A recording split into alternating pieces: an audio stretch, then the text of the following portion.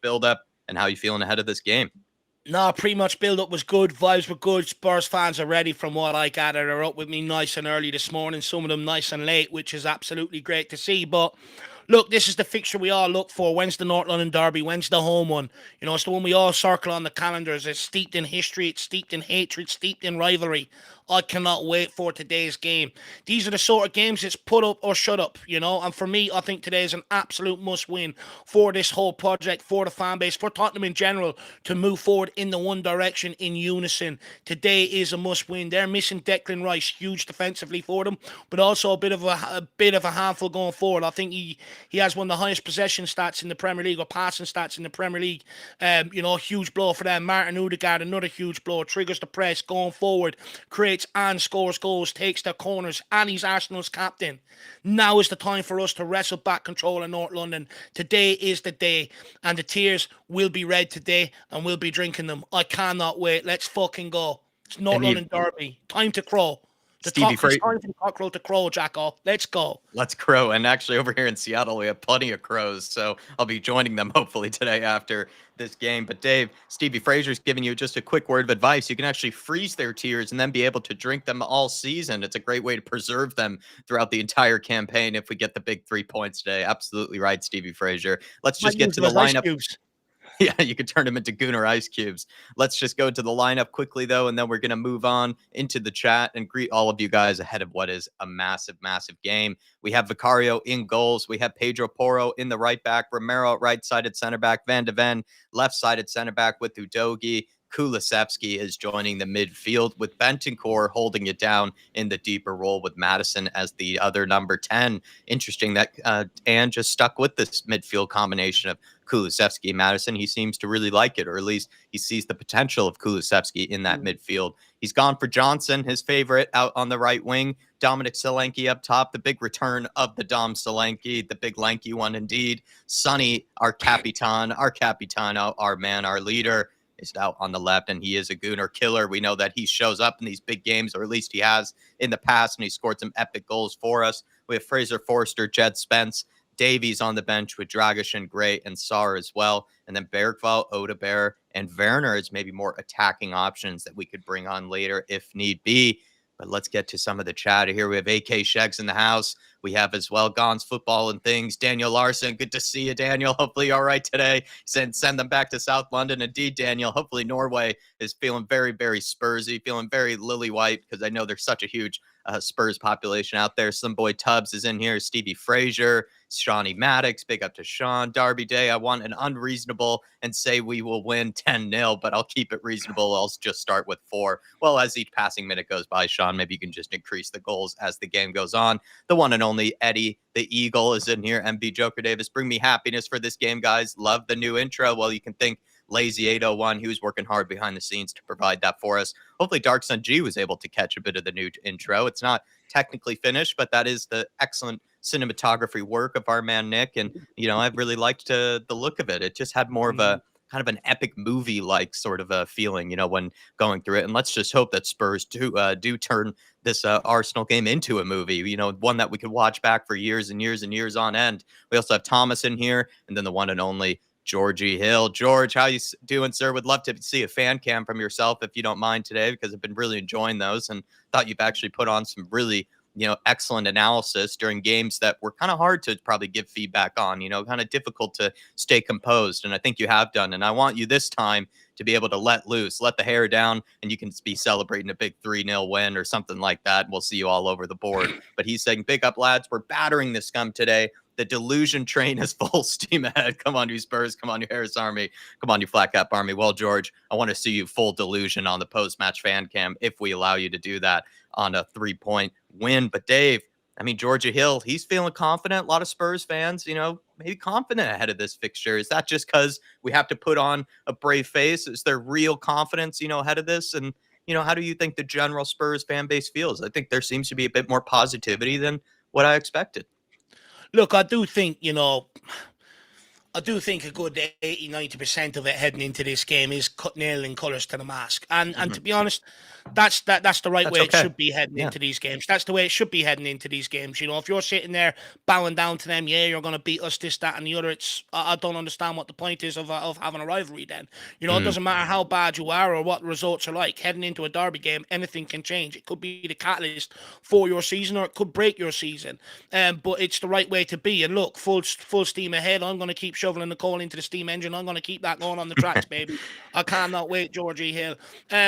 But look, it's a big game today. Make no mistakes about it. The lineup that Ange Postecoglou selected, it's a huge lineup. You know, if we really want to gather some momentum, you know, heading into this month, and it's a crucial month, by the way. We've got a cup game Wednesday night. You win this tonight, you steamroll into that game. The good vibes continue over. You lose tonight, all of a sudden you're going into that worried about Tottenham's away form and stuff like that. Huge game today, and for me, it's a must-win.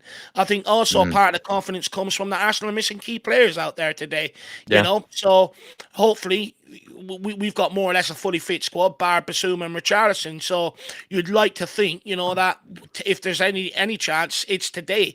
You know, the last few years we've been, since that Conte game, we've been embarrassed in North London derbies, bar the one at their place last season. You know, we've been embarrassed at our home stadium. I shelled out a couple of £100 to go and watch that last year. You know, people say, Dave, support the guys. Okay, in our time of need, I turned up to the North London derby last year when results were shit, and they fucking let me down. They didn't get going until the second half. Hopefully they learn very quickly. You can't wait Yeah. for one half of football to get going. You have to go at Arsenal early today. With their injuries, there's going to be a little bit of getting used to the squad out there today. Go at them nice and early, hit them hard, go and get the first goal. The first goal will decide which way this game goes. Start the game off right, finish the game off strong. That's what I would say. Absolutely right, Dave. They just need to be able to finish the game off strong, as we know they can. We have as well so many other people in the house. Shemi Tan is in here. Good to see you, Shem. Hopefully you're all right, sir. And we also have Danny Coys. Big up, Dan. Come on, you Spurs. Come on, you Harris Army. I want an important win. Want 2 shots on target and making the most of possession. 2 home games in a row to get some points on the board to keep us in the top half of the table and back in top 4. Come on, let's start this season off right with a North London derby win. Danny, Dark Sun G is in here. Come on, you Spurs. Gooners only have Jesus and Sterling to sub on for today. I mean, Sterling and Jesus, I would say 2 injury-prone players, 2 guys that maybe have had, I mean, Sterling's only just gotten his career started off, you know, just recently with Arsenal, but I'd say, you know, kind of guys that maybe have fallen off a little bit. So, you know, I'm actually kind of relieved that they don't have the strongest of lineups. And they're also 5 years deep into this project, Dark Sun G, and they still don't really have, you know, maybe amazing bench options to pick from. And I said to you, the fact that Odegaard is missing, I sort of scratched my head. I was kind of like, they don't really have a direct replacement for someone like him in that team, which sort of surprised me. I guess Lee Gunner, or not Lee Gunner, Lee Judges explains that they have basically played him every game, you know, for this, you know, last 2 or 3 seasons. He's played like 100 matches out of 105 or something like that. And so they probably have just sort of turned him into kind of like a Sonny or kind of like a Kane or maybe Højbjerg in the past, where you just pretty much played every game with him and you don't really have a real replacement for him. And so let's just hope that Spurs can take advantage of that today. And we have someone like James Maddison, Dark Sun G, who will now be able to dominate this midfield and dominate the opposition with which should be, you know, kind of an open game for someone like him. I really hope that some of our big creative midfielders step up today. No, this is where the big players have to step up. You know, usually it's been Son, especially in Harry Kane's absence. Son has eight North London derby goals. You know, he's only 3 behind the likes of Bobby Smith, Adebayor, and I think Harry Kane has another couple ahead of him. But shows how important Son is in these games and how much we've had to rely on him. And one thing I've learned, Son will turn up in this game. But he can't do it on his own. He needs help. He needs others around him to step up today. James Maddison, 2 assists in 3 games. He's getting there. Is today going to be the day where he steps up and gives us that command and performance that we've been waiting for? Big game for Dominic Solanke today. Huge game for him. I've given him a pass against Leicester. I put it down to match sharpness, you know, and stuff like that. Today, if chances come his way in a game like today, you have to take them. What we can't afford to do is, you know, like against Newcastle and other teams where we've created loads of chances and we haven't took them. Johnson, massive opportunity for the guy again today, you know, to try and stake a claim, try and get to some of the Spurs fans back on board with Johnson. Let's see what they can do. But other players have to step up today, apart from Sonny. Yeah, absolutely. You need to have both people fit and firing ahead of this one. And Dominic Solanke, the striker, that we've been needing, someone with that physical presence, in the penalty area, someone who can occupy defenders and also make the right movements inside the penalty area. We need him to be able to be in the right places so that he can put away the chances. But once he does get those chances, like Leicester City, he needs to put them away. He plays for a big club now. Let's hope that he can show up for us and he can be a hero. I also decided to Mm. put him in the fantasy team ahead of this week. Made a big free hit, and I was like, you know what? Let's just trust at the big Dom. Let's just hope that he gets to deliver for me and he carries me up the top of the league. Danny Coys, what's the morning routine for an early match day for you? Small breakfast or big breakfast? Dan, it's just as much coffee as I can get into me while I'm setting up this whole stream. I actually basically just try to get as much sleep as I can before the game. And then I sort of time everything to just sort of fast break it. I set up a whole stream, get the coffee going, have actually a version of a biscuit that I basically eat with the coffee as well. And then afterwards, I'm going to go on a nice treadmill run, maybe cook some dinner, and maybe if hopefully celebrate with some beers at the end of the day. So probably not much of a breakfast routine really today. Not really, one of champions or one of really, kind of that I would mimic or one that I would probably want to model after, but appreciate the question. We have Dreadlock 74. Thomas is in here. Dark Sun G again saying, hope to see Sun, Solanke, and Cootie score today. And then we smash them. I mean, Rom bombs, Solanke bombs, Sunny, bangers, Dave. For me, I'll be honest, I kind of hope that Sonny scores today. Something, kind of like the iconic goals that he scored in the past Yeah. against the Gooners. He's had some spectacular finishes. And one of my favorite was that one, behind closed doors during the pandemic. But also, I look back at the one from last season where he had that cutback from James Madison. Yeah. It was an Scored two. unbelievable move from James Madison. But you still look at the way that he finished that. That's the Sonny that we need today. The guy that can finish something that practically no one else on the pitch can, practically Mm. no one else in the Premier League can. And what's funny about Sonny is while he is criticized weirdly, in my opinion, weirdly, by a lot of Spurs fans, he's still regarded as one of the best finishers in the game. I even just heard it the other day where Dominic Calvert-Lewin was missing chance after chance after Yeah. chance. And Missing one of it. the analysts said, like, if only he had a little bit of what Son Heung-min does, which is just that feeling that when he is in on goals, you just know he's going to score it. Yeah. He has that sort of calm, he has that confidence, and he's just kind of an assassin. I've called him an assassin before in those type of moments. And we're going to need a big Sonny today, Dark Sun G. We're going to need him to be a killer in front of goals. And we know he can be. So let's hope for it. But yeah, Dave, I mean, Cootie bomb, Solanke goal, Sonny goal. If you had to pick between one of them, who would it be? I just have a sneaky suspicion for Pedro Porro today. I think we're going to get a That was postman great. delivery special, to be brutally honest with you. Look, Romero, he's capable of it. Van de Ven's capable of it. I have said I feel like there's a goal from one of the defenders coming today. But look, Son, like we said, we already know this guy's going to step up. And if he doesn't, we don't have a chance today. But that's why it's important for others to step up around him today. Not only help feed him, but also take the chances that he creates for other people. Son, I think, gets an unfair amount of criticism, that like in years gone by, he's had another world-class player to be able to combine with, and it's really helped his game. Now he's leading this line on his own. We've got a massive problem. You've got Werner, whenever he plays, he's underwhelming. Johnson, underwhelming. Udeber, raw. We seen that the other day. People talk about the miss on the line, but no one talks about the 3 or 4 shots he had in the box that he Yeah. blazed. He's absolutely raw. We've got a massive problem across this forward line.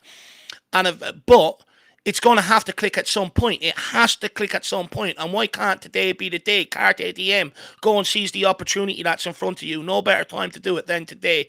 And there's a chance for a couple of players to step up and make themselves a hero. I would love to see Dominic Solanke score, because look, I gave him credit. Before he's even kicked the ball, I did sit there and say, I worry about, can he do it at this level, the step up, the pressure? It's completely different. Look, no better day than to alleviate my concerns than today. So let's wait and see what happens. But it's a big game, and hopefully they can click today. Because I think most of our problem is we're just not taking our chances. Yeah, we can sit here and talk about the back line, but the reality is we should have been outside against Newcastle. Should have been outside against Leicester. So we take our chances. The games are already won. So that's what it's about for me today. We'll get there. It's just about taking them. Let's take them today, Dark Sun G. King Hoddle, blanket optimism does unnerve me. I prefer more balanced predictions. That said, I'm going for a 3-2 win. Well, that's going to be sounds like an entertaining one.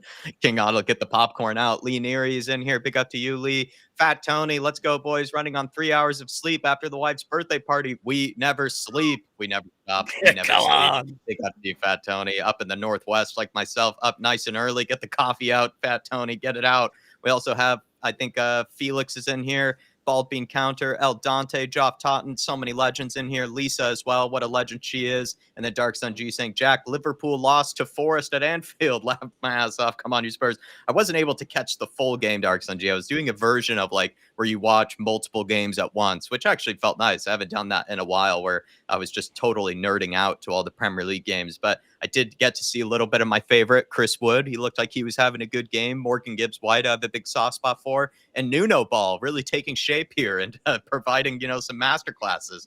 Strangely enough, Forest, I think, are inside the top 4, actually, at the moment with how well they've done so far. It's pretty crazy to see, Dark Sun G. And someone like Arne Slot, who was given a little bit too much praise, I'll be honest. Like in the first 3 games of the season, they were kind of acting like he was better than Jurgen Klopp after the first 3 games. And now he's gotten his first kind of humbling, you could say, in the Premier League, where they came out flat. They weren't really that impressive, Liverpool, on the day. It actually looked like Forest, from what I could tell, deserved pretty much at least a point, if not all 3 points. And, Liverpool fans were in meltdown last time on TalkSport, from what I could tell. So it's just lovely to see, Dark Sun G. Very lovely to see. And the shining bald head of Arne Slot looks like it's going to need, some extra waxing in order for him to, get some confidence back in his skin. But it was nice to see, Dark Sun G. Certainly was. There was also some other moments where Chelsea, they just barely got away with it. And, they're convincing themselves that, they're maybe on the hunt. But in all seriousness, I think they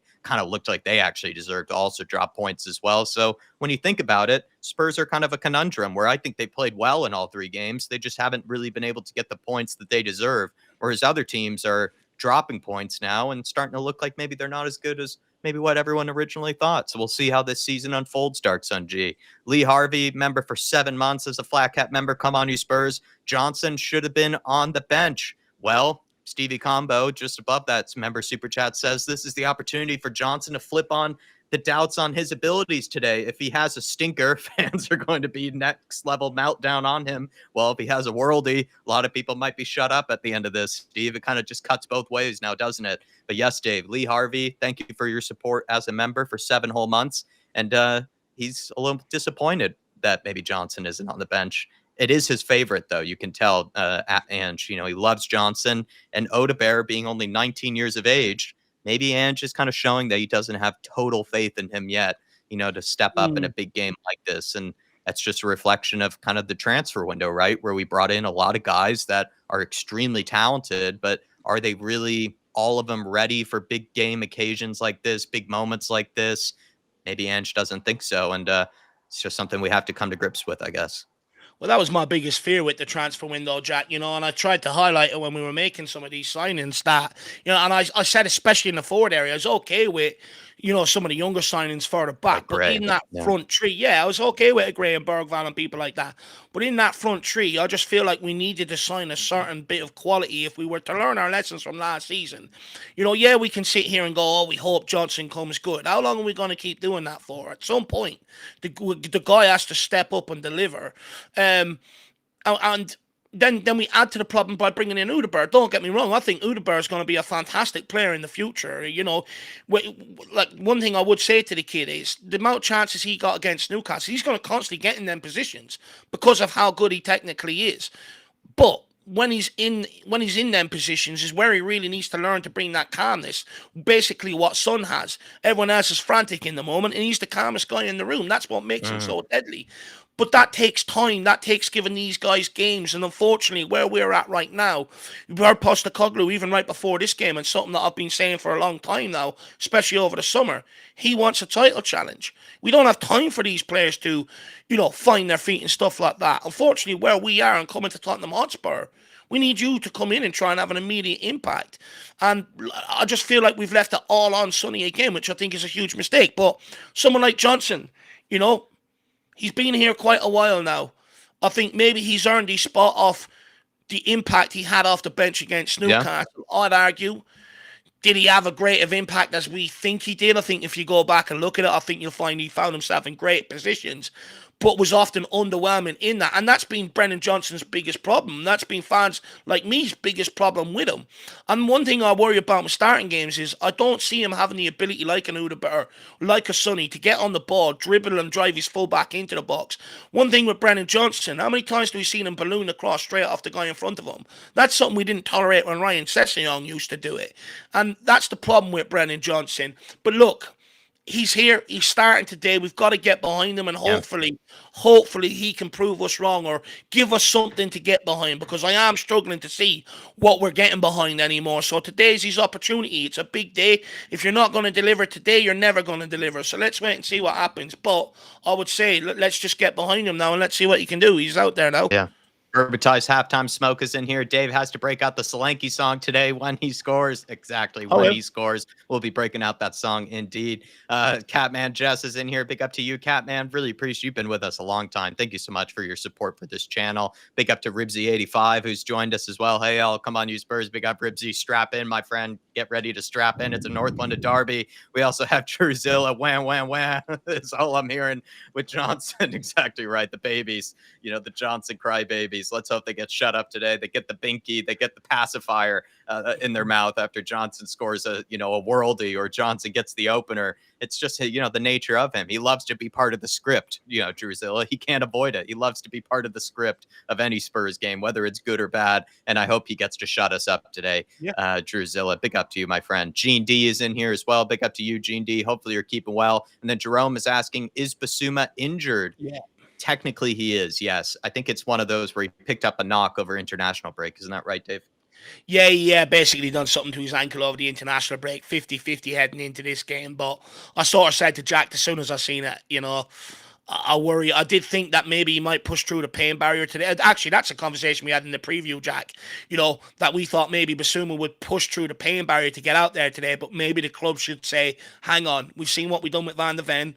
We're going to make sure you're ready for the other games coming up this month, not just today's game, and have a bigger picture about. And it seems like that's what they've done here today, Jerome. Yeah. I think Basuma will be a huge loss, but again, it's a good opportunity for Rodrigo Bentancur. And just quickly before we get into it, guys, I'm looking at Arsenal's bench there. I think there's a few schools short around the local area of some kids today. I think they didn't turn up because their bench is full of academy products and they don't really have much to change it, like Dark Sungji alluded to earlier on. They don't really have much experience off this bench today. So largely, they're going to rely on the 11 that's out there today. Honestly, if we don't win today, it's an opportunity missed.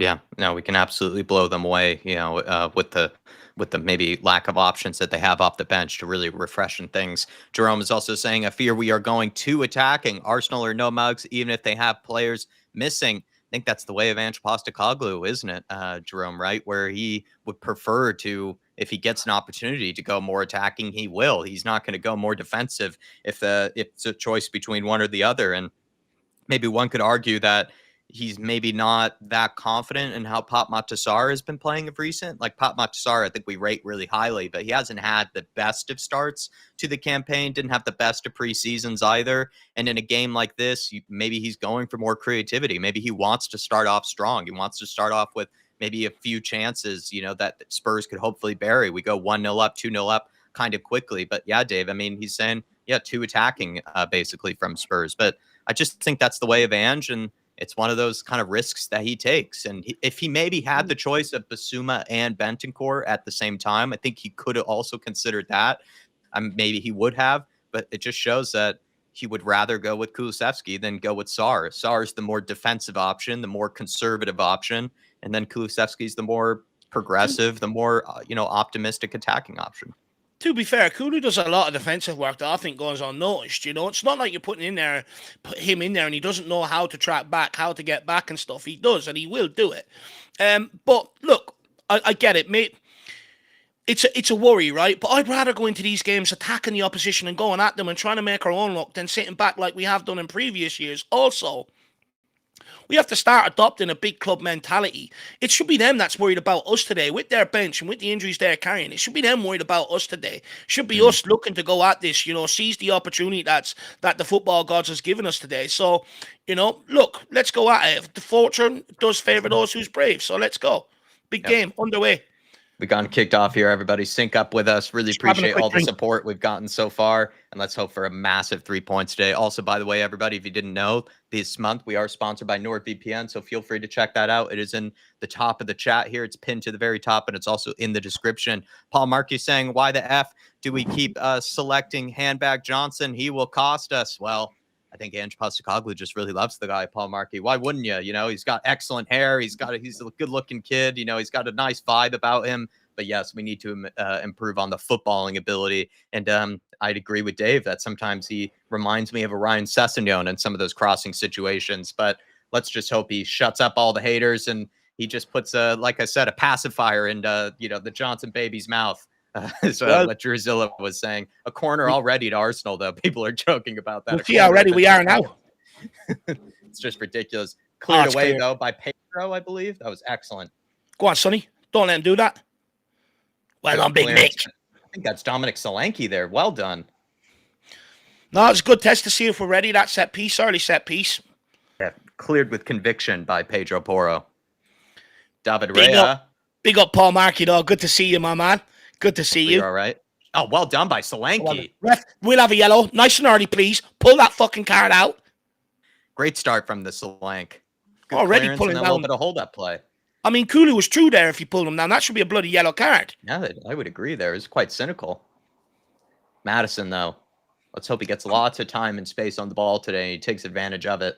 Yeah. We need him to be the tempo setter. We need him to be that creative man that we know he can be. And I'd argue he's had a good start to the season, so I want him to carry into this game.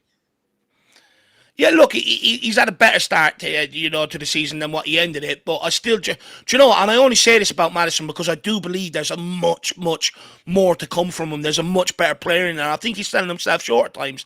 I think, he could start grabbing these games by the scruff of the neck and becoming a lot more dominant. Let's hope he does that today. We bloody need him. Big up, Paul Markey. Really appreciate your support, man.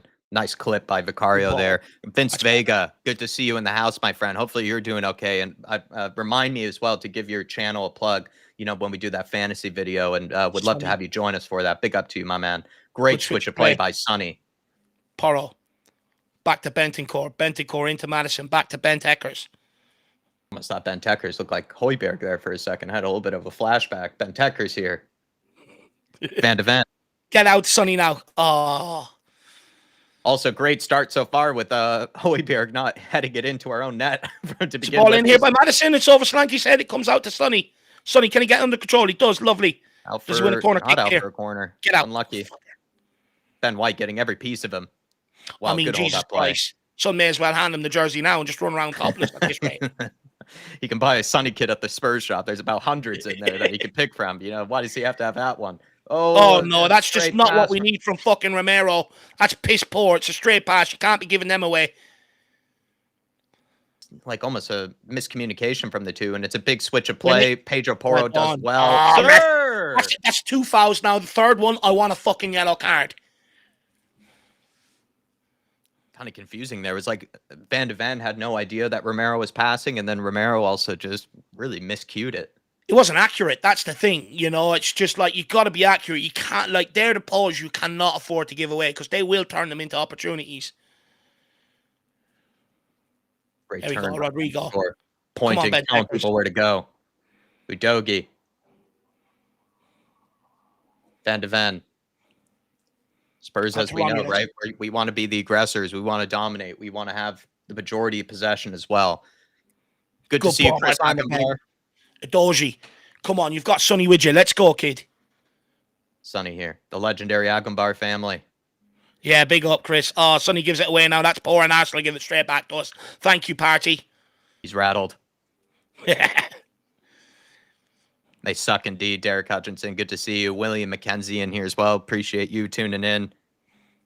Bent Eckers, good ball out to a Doji. Move on, Sonny. There you go, Solanke.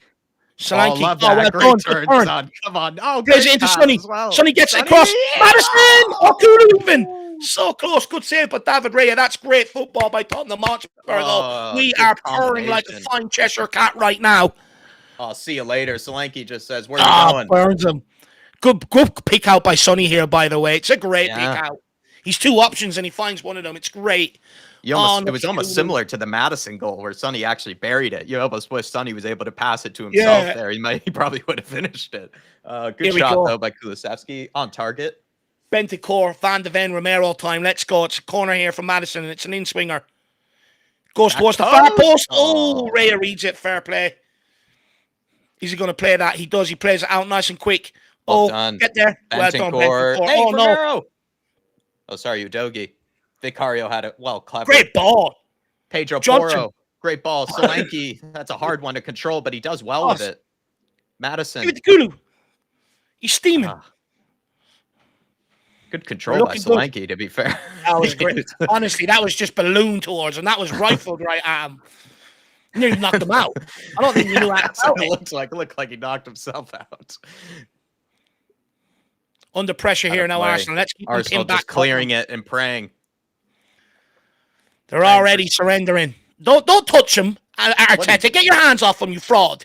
Don't touch James. This is the time to mention Højbjerg. This is when you need Højbjerg to put him back in his box.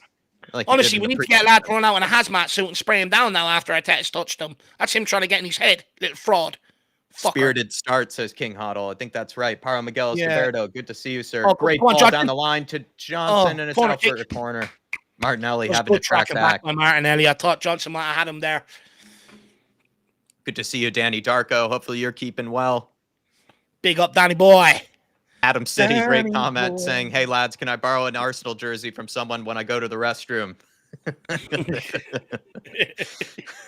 Well, look, we won't find any of that stuff around me. It's an in-swinger. Oh, it's nearly just over. Pedro Porro. We still got the opportunity here. In-swinger from Kulu. Oh! David Raya, what a palm. He just takes it away from Van de Ven to tap it in. Van de Ven. Oh. So close to... if he didn't touch that, Van de Ven was there at the back post to touch it. He's in great form, David Raya. He's in great form. That's a great save. It's a troublesome ball in. Who's that? Kulu or Madison? Kulu. Oh, who goes for the flick? I think Johnson gets a flick onto it there. Causing havoc in there. Well done, Johnson. Good pressure as well. Well done. Picks it up. Kulu, good turn. Gets it out to Pedro. Porro. Back to Kulu. Kulu, good touch. Shoot. Oh, it's blocked. How's that gotten blocked? Could he have maybe played Johnson in there? I just thought he could have gotten that on target. I'm surprised. I'm surprised he got blocked. Down the line to Martinelli. You can't let him pass it, Porro. That's it. Get close. Well done. Romero. That's it. Hug him. Bear hug him.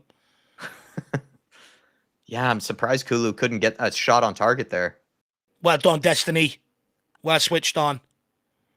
But like I said, David Raya in great form going into this game. Very annoying. Yeah, he is. He's in very good form. Oh, down the line. They're in behind here. Saka gets it across. Oh, that's fucking great defending by Porro. Adoji needs to watch that. Well done, Pedro, again. And again. Well done. He's rattled. Timber's rattled.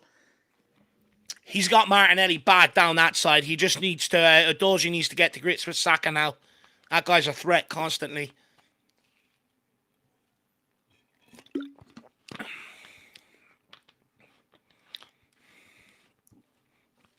Tottenham with the throw-in.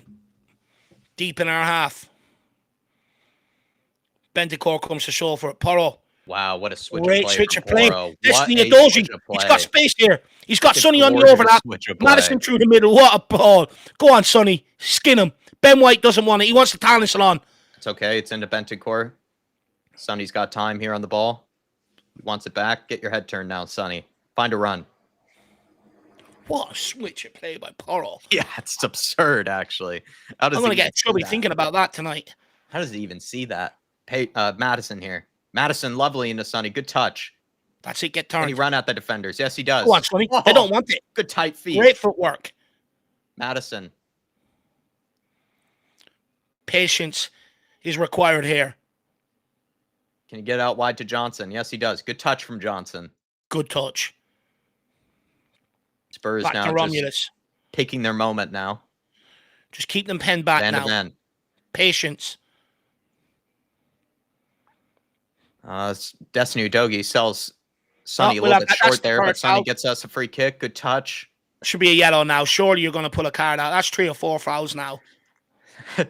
It's actually book that guy says King Huddle. Yeah, a bit of a sir is required there. I mean, they should have gotten a yellow for an earlier challenge in the game, if you ask me. The one that Kulusevski got turned away from. But the thing is that apparently Arsenal fans don't like this referee, but also Spurs fans should be worried that this guy is an Australian, so he doesn't want to probably pass as being too kind to us in some of the decisions. It's a conflicting one.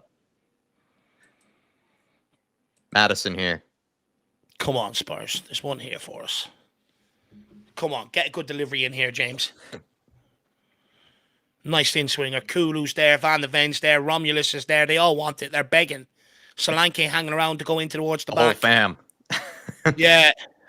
The whole man then is there. That's a shit ball. I was going to say, I'm not sure who that was to. It's behind absolutely everybody. Oh, there's the ball boy. Oh, stay switched on. Stay switched on. You can't Referee, be offside. look how far outside of his box he is, and he also picked up that ball to give it to. That's the game in about 60 yards there. I mean, geez. I mean, the fact that he's allowed to be 10 feet outside of his box to pick up the ball to give it to his players seems a bit aggressive as well. What's the assistant doing? Yeah, Spurs. I think a Spurs assistant is talking to the referee about that. It's like, I mean, he's good pressure, Solanke. Get out. Get out. Time Destiny. It's our destiny today. Back to Vic. Romero. Romy calculating where he's going to move it. Let's go. Let's move this ball with a bit of urgency now. Let's go at them. They're tired. Madison picking up a space behind Thomas Partey. He loses him there. Oh. Romero plays it short into Johnson. Not the best first touch, but he gets away with it. Recovers well. Sir, he's just being wrestled off of the ball here. You better pull out a fucking yellow card now. That's foul number 5. 1, 2, it's just completely 3, 4, off 5. of the ball as well. I mean, what's he even doing? I mean, ref, look at this here. That's actually well done, Johnson. Played by Johnson, actually. Well Great play. Yeah, the fan was straight up. See the fan straight up clapping him. Went for a bit of a WWE move there, Dave. Yeah. Johnson. Right. Body slam is what we call that one. Wham, bam, body slam. Van de Ven. Sonny, good ball around the corner. Pick it again. Oh, good tackle. Good defend. Handball, though, from Udogie. 12 minutes in, even, we're doing all right so far, holding our own. Better, more dominant in possession. Just need to try and create another one or two opportunities here. Stay switched on defensively. Ribsy saying, at least we're trying to take them on. Lesser known says, I'm as nervous as a long-tailed cat in a foot stomping contest. What a comment. That's a good analogy. I like that. Win that. Well, good header from Van de Ven. Get onto it, Slank. Great touch. Come on, win it. There you go, son. Keep going. Ref, he just pulled it in. How is that even a foul? How is that a foul? I mean, Arteta's crawling onto the pitch. It's a joke. Honestly, someone should have stood on his hand when he went to pick that ball up. That's what I would have done. Studs right down on the knuckles. I think that's Ryan Mason. Ryan Mason's had a full-fledged conversation with the assistant as well, the assistant referee. That's it. Get the pressure on now. Force them long again. He can make a mistake, Raya. He's made mistakes before in possession. He made one at the home game last year. Romero scored, didn't he, off the back of it? Oh, well done, there we go. Solanke! Oh, man, get your feet forward quicker. The opportunity's there. He's way too slow with it, man. He takes an extra touch for no reason. And he's had Johnson there as well. He's got an option. There's no excuse. If you're going to be greedy, you got to get the shot off. There's no excuse here. It's a sloppy great by Sonny. Look, he's got Johnson there as well. It's so he's got greedy. Johnson clean through. If you're going to be selfish, you have to get your shot off. I think he's two minds there. He's just two minds, and he's got to make a decision. You got to be selfish, or you got to be unselfish. Arsenal are in behind and here. Arsenal are behind here as well. Close it. Don't let the cross in. They do. Clear that away. Thank you, Dogie. Clear that away, Poro. Come on, Solanke. There you are, son. Good touch. Ref, he's come through the fucking back of him. Okay? How many fouls It's do you not think sleazy need, referee, nightclub. before we get a card? Thank you, sir. Oh, wait. Get me the party poppers. About time. There's the 15 yellow. minutes in. Finally, we got a yellow. Saliba. Yellow carded. Run at him now. Yeah, absolutely. Now, only 15 minutes in. This is good. Rattled, says Druzilla. Indeed. Oh, Dom Solanke yesterday is so much better. great They're chance. the breakaways that come back to haunt us. You know, you're not going to get a better breakaway in the Premier League. Before I lose my memory here, I think probably the two best chances so far was easily that one and then that one that Kulusevski had. Kulusevski had that great turn and then came into the penalty area and it got blocked. Had two maybe clear-cut openings in front of goal that should have been able to challenge the keeper with, and we didn't. Yeah. Just have to get you have to get on target in those two scenarios. The thing is, if he's going to be greedy, you have to make sure you get your shot off. If not, if I'm Johnson, I'm absolutely furious. He's made the run to support him, you know. That's Romero with I think it's Porro actually, maybe. As soon as they start crying, they get what they want. It's ridiculous.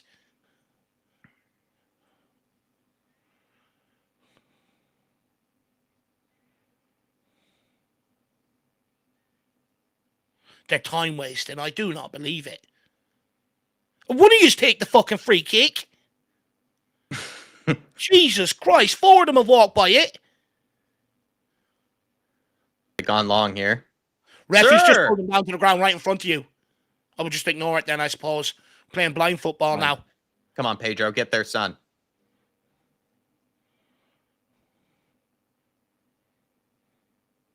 It's Dross Trossard. Oh, no, it's a great ball. Oh, they're spinning. It's a shot off. It's a good block by Romero. Come on, lads. Push out here. Push out. That's Good pressure, Kulu. Don't foul, though, man. Don't foul. You don't need to foul him. Well done. He's got stuck in. He's won that. Fuck off, referee. He won the bloody ball. You twerp. This guy hates Tottenham as well. I don't believe it. Good to see you, artist. Big up, artist. Oh, no, he skins Porro. Skins Porro. Sports back plus, they're queuing up. It's a free header. What are you? Well done, Vicario. Bloody well done, Vicario. The warning signs are there. We need to take our next chance. Change the game. That's two breakaways Arsenal have had now since our chance. Now they've had their chances. We had ours, and now they've had theirs. Good header from Havertz. Actually probably an underrated element of his game. They're not going to give that as a handball against Romero. Come on, the keeper. Well done, Sonny. Well done, bloody Sonny. Great touch. On the switch. There you go. Porro, use Johnson now. Get him one-on-one with Timber, please. Oh, it's too slow. He doesn't want to, and Johnson's complaining. Feel bad for Johnson there. I'll be going mad. That's where you want the ball as a winger, one-on-one. Yeah, when the game was a little bit stretched as well. Oh, Sonny sends him back He's home to Ben Blanco. Sent right to the cannon salon. Udogi. Oh, absolutely just sent Ben White back to Love Island. It was what a turn. Great dummy. Into Madison. Madison, who can he find? Bentancur. Solanke gets a foot on. Sir, he's getting fouled off the ball there, ref. He's just dragged Bentancur to the ground there, sir. I mean, Romero, you got to get close, man. WWE now. Got to get close, Romero. Oh, no, they're in behind. That's poor from Pedro Porro and Romero. Well done, Vicario. Really poor, actually, from Romero on two occasions, because the way that Martinelli took it up the pitch, Romero could have gotten close and tried to win the tackle. He got turned way too wasn't aggressive enough, and then he let the ball go in behind him after that. He needs to switch on, Romero. Good ball by Van der Ven. Let's go, James. Madison into Sonny. Sonny's look like got to create another chance, and we got to bury it here. There you go. Find Sonny. There you go. Sir, he's just gotten taken out off of the ball there again. The referee's just turning a blind eye to it. It's disgusting. You can find Solanke in behind. Oof. Tottenham still in possession here, being a bit patient. Madison. Anyone going to run off the ball for him? Can you find Johnson? Hugging the touchline. Bentancur now. Bentancur. Can he go on a marauding run? Edoji. Back to Bentancur. Tottenham just probing side to side here at this moment in time. Picking their moment again now. Yeah, looking to find that space. Romero. What can Porro do? Lovely. It's a good ball to Kulu. It's a great ball to Kulu. Johnson's there. Does he use him? He does. Find Kulu. Okay. Into Pedro. Don't want to force it. Madison. Tottenham knocking it around here comfortably enough without any pressure on them, really. Arsenal just sitting back into a shape. Solanke comes short to receive it. Out to Bentancur, out to Brennan Johnson. Come on, man. There you go. There you go, sir. Oh, we'll have a look at that one. If you don't mind, please. Madison, man on. Bentancur. Now feed him. Out wide to Pedro. This is postman's range. It's like they don't want to deliver that ball in there. Romero, back to Madison. Good movement here by Madison, actually. There you go. Great touch. It's taking a deflection. Good job, Solanke. Oh! Great work. Smashing the goalkeeper there. Love that. Yeah, a bit. I understand, actually, the need to not move too quickly there, but also you want to still do what Ange wants, which is to move it quickly, which is to make quick combinations to overwhelm that Arsenal defense. You don't want to be dawdling on it too much there and give them that feeling of safety or that feeling of that they can be relaxed, the Arsenal defense. Yeah. But I understand at the same time that Spurs players, they want to find a breath when they can. Vicario. Yeah, no, 100%, but I'd also say there are times there where Tottenham could move that ball a little bit quicker after. Like, there was one, what was it, just there a couple of seconds ago, I think Bentancur had it. All he had to do was shift it to Porro, let Porro deliver it. And he waited for the fullback to get back on the defensive side of Porro and then passed it to him. It's like, in their moments, if we're just a bit sharper, the chances will come. Another corner kick here to Arsenal. Yeah, it's just that Romero didn't do very well there. He just didn't track the run, and then... Good save by Vic. It's a great save by Vic also as well does a good job not selling himself, Vic. Not diving early, not trying to predict. Yeah. Arsenal with the corner. Saka's going to deliver it. Set pieces. Come on. Done well from them this year, please. There you go, Vic. Well done, Vicario. It's a free shot. It's blocked by Romero that time. Or Sonny, great actually. Shot from Trossard, I must admit. Back another ball in. Threw that away. Back post, they're queuing up. Well done, Vicario. Come on, Romero. Got to be strong, man. What is Vicario doing? It's going long to Kulu.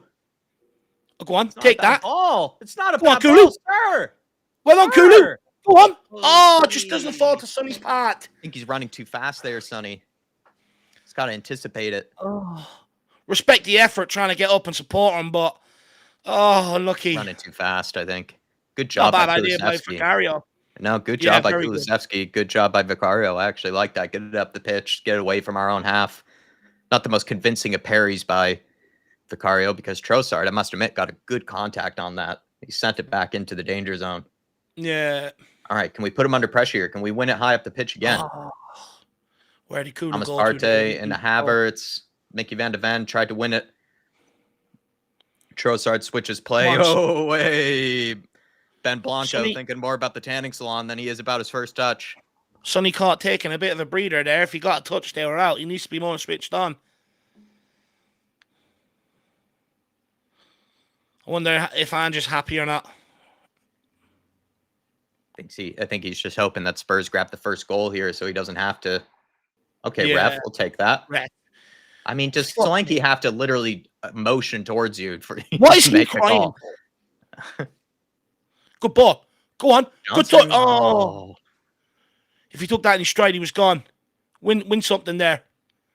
Stay in. There we go. Bentancur. Madison. Don't have a ton of time. Could someone make a run for him in the middle? Van de Ven finds Sonny out wide. Let's go, Sonny. Sonny one-on-one with Saka. Matters. Forced to go backwards. Bentancur. Bentancur with a bit of time here. Van de Ven. Madison. Oh. There you go. Pedro. This is his range. Closing up shop here, Arsenal. There you go. Into Solanke. Good ball. Well done, Solanke. There you go, Solanke. I think it's Kulu there. Just not the best touch onto, I believe, Pedro Porro. We're being very patient here, almost too patient. Solanke dropping deep again. There you Good go. ball. Into Pedro. Get turned. Come on, get out Gotta to Johnson, get to Johnson now. Move now, it. man. Even that's too slow. Good There ball you by go, Johnson. Pedro. Gets across. Oh, nearly Pedro. catches Ray out there.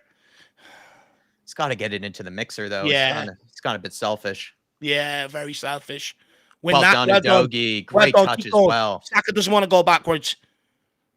Kulu. Oh, well done, Kulu. Great ball from Kulu.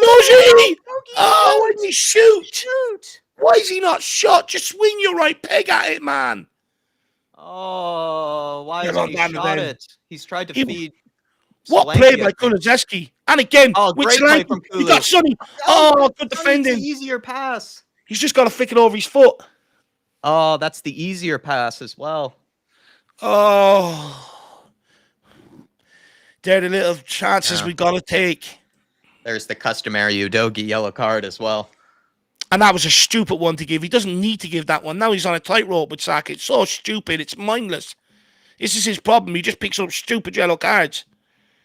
Well, also the referees absolutely hate him, as we know. Too. Yeah. So it's got to be. Oh, that's such a good chance. So that's three moments there again, where this is just typical Spurs this season, where those are three really clear moments that they should be able to get a shot on target. They don't even get a shot on target. Well done. Here we go. Kulu. What he is. What he is. What he is. Out of your feet. Get it out of your feet. Fucking hell. Get it out of your feet, man. Come on, get onto that. Here we are. Get out wide. Got to get rid of it. Oh, great fucking ball. It's a great ball. Come on, Sonny. Get there. Picks it up. Uses James. Madison. Gets turned. Delivers it towards the back post. Solanke with the header. No! Has Rhea saved that? Rhea scrambling. What a ball by Madison. That's what we're looking for. Wins it over big Gabriel. Strong in the air. Ice strong. Oh, he wins it over Gabriel. I think he gets a touch. I don't think he does he? No, it's just a little bit wide. Good effort, actually. Oh, so close. Great ball by Madison. 3 moments there, right? We're again, like, we're not even getting a shot on target when we should be. Yeah, this is the thing, you know. People may think we're being harsh, but we know the script. We've got to take advantage when we're on top and get these opportunities. Yeah.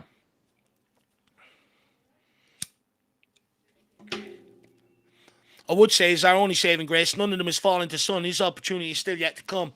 Yeah. Well, he'll take it.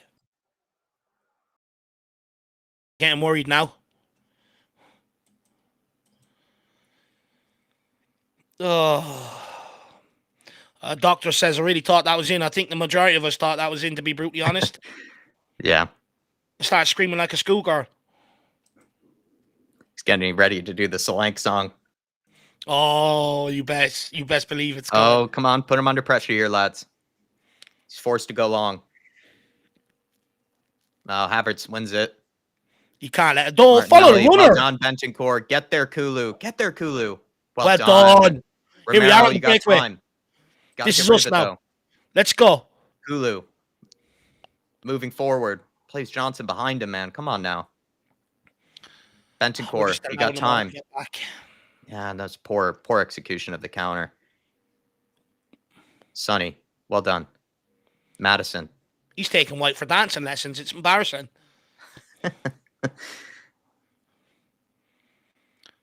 Arsenal with all 11 men behind the ball yet again.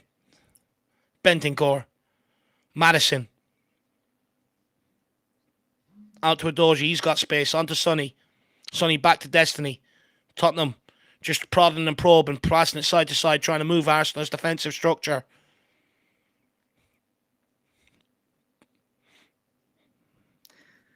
Berbatov's halftime smoke, maybe suggesting it could have been a pen earlier. Maybe. Johnson onto Porro. He wants it. Porro delivers. Blank. Oh, Solanke nearly there. Sonny picks it up at the back post, though. It's still alive. Oi. Gets it out to Madison. Madison. You, Sonny. Well done. All right. Get it in now. Oh, it's poor. Cross. It's a really bad poor. cross. Oh. I don't know what Sonny's doing there. It's like he kind of sort of hit it with his eyes closed because it's not really to anybody. Oh, it's just so poor. He's 3 guys to aim at there. So far, I'd say pretty good first half. It's the same problem in every game. Yeah. Where we find ourselves, we're so toothless with these great chances. Yeah. In fact, I just hate it that we don't even get it on target. Like, I'm asking for bare minimum here. I don't even need us to finish all these chances. I just want to at least challenge Rhea. At least make him make a save. And these are like 3-on-2s. These are like 3, and it's just like the other games, Dave. It's like 3-on-2s, you know, where we have an extra man or it's a clear-cut opening. We just don't even get a shot off on target. Yeah, it's so frustrating. Great challenge. But at the end of the day, we are creating chances. Oh, at the end of the day, we are creating chances. Yeah. And I'm happy with that. We just have to, gotta be clinical. Have to be clinical. Come on, lads. We have to take one of our no next need to get a yellow here, man. No need. What? Oh. It's a good foul, though. Oh, fuck. Come on, ref. Please. Please. I mean, they've committed more fouls than what we have, and we're getting yellows for like our first fouls of the game. And they've had about 12, and he's given them 1 yellow. It's disgusting. How do they have fewer yellows than us? That's absurd. What's the difference between Bentancur's foul and the one they done on Kulu and the very first foul? There is none. In fact, Kulu's was more jeopardy towards Arsenal. How do we have more yellows? Especially the first challenge that Bentancur did was more of a yellow. The follow-up challenge was a 50-50. All he did was just shoulder barge him. All he did was just barge him with his shoulder. It's not even like he went through his back or anything like that. It's just a shoulder to shoulder. I guess Ange didn't let him have any shrimp. Ange kept it all for himself.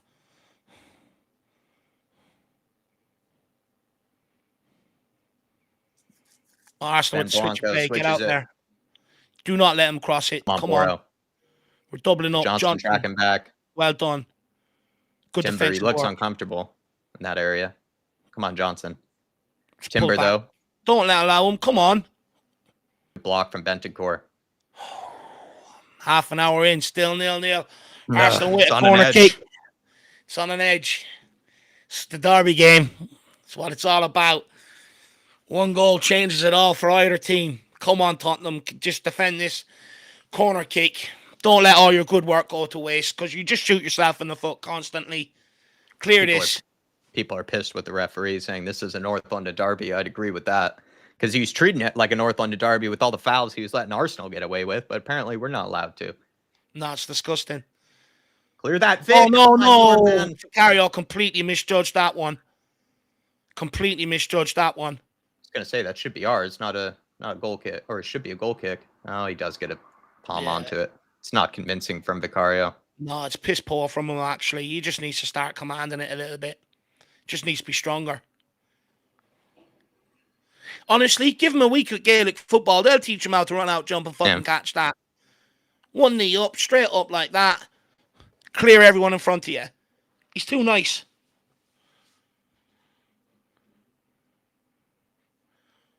What? Just need to get him into the weight room. Romero and Gabriel. I mean, talk about a battle between those two. Who's the biggest dog? To Romero. Get him sent off. Make him elbow you. Make him draw the elbow. 2 guys are not afraid of the contact. That's it. Referee. That's it, Madison. Well done. Make them draw the elbow. They're getting petulant now. It's a short clear that away. Johnson, I believe, clears it. Oh, go on. No, it was Romero. Or Pedro, sorry. Oh, Kulu. Well done. He was backtracking a little nervously. You done well to cover for Pedro Porro there. Pedro Porro just went fucking MIA. And now he's been caught out now because he's slow to get back. You got to defend this now. You'd have made the there bonus. You go, Pedro. Come on, Hey, Kulu. Don't get it out under your feet. Bentancur, got to be aware. Kulu. Now, Pedro. Kulu. There you go, son. Ref! Well done, ref. Now give him a yellow. And if that's over the top, give him a red. There we go. Here we go. This is the derby. This is it. That's it. Make them draw the elbow. Get one of them sent off here. That's it, Madison. Get in their face. Come on, Romy. Gabrielle said you're a shit house. Here's the red card, says Shamu. That's it, Sonny. Come on now, ref. We love a red card in North London Derby. You know we do. Let's get a VAR check Get here. out. Oh, he looks guilty. He looks guilty. Looks nasty. Come on, let's get a VAR check. Ref? Come on now. If that's over the top, we want a red. Johnson motioning for something. I think he's motioning for a red. VAR checking something here. Come on. Trossard looks like he's in the trenches. Referee, he is asking for something. Come on. There's a red card here for them. I can feel it.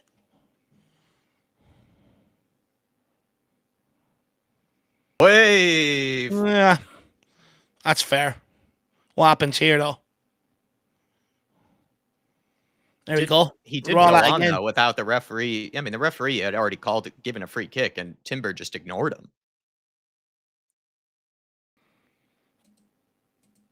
Come on.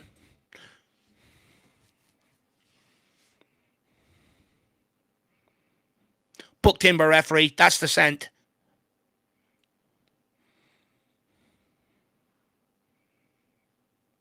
No, it's a little nasty, and the fact that he did go on after. Did Curtis Jones get sent off for that against us last year? Hey, look at that, though, as well. That's a double yellow. That's a double yellow. He gets a yellow for the challenge, and then he gets a yellow for I'd agree. I think that's he shouldn't got to be a red card. Can't be doing that with Vicario. Look at Vicario's face as well. He's lost the fucking plot. That should be double yellow.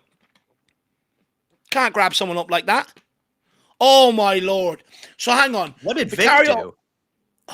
He gets roughed up, and he gets the yellow. This referee, I swear to fuck. Ref is out of his depth, says King Huddle. He's lost his mind. He's lost his mind. And that's Stuart Atwell in the VAR room as well. I mean, if that's what he's reported to give him a yellow for, that's disgusting. How's he giving it to it? He doesn't need to. I mean, at the end of the day, and he's not giving anything to Timber. That's disgusting. Ouchies. That's fair enough. You know, that challenge, but the referee gave it and he's given a yellow. But then he goes and grabs Vicario by the scruff of the neck. That's another yellow.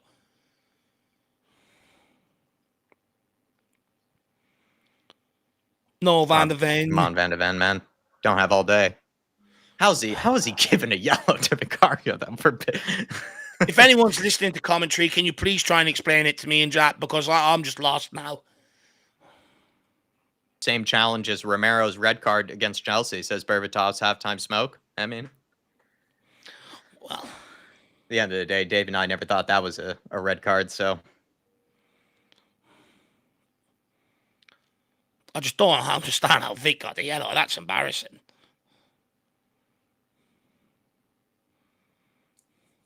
Stay switched on from the throw. Nice little flashpoint before halftime. Yeah. All right, how many extra steps does he get, ref? That's a foul draw. Force Ray to go along. Looking for that left-hand side again. There you go, Dogie. Well done, Dogie. Didn't need to clear that away in the way that he did, but he's going no nonsense. Benjamin White with the throw-in.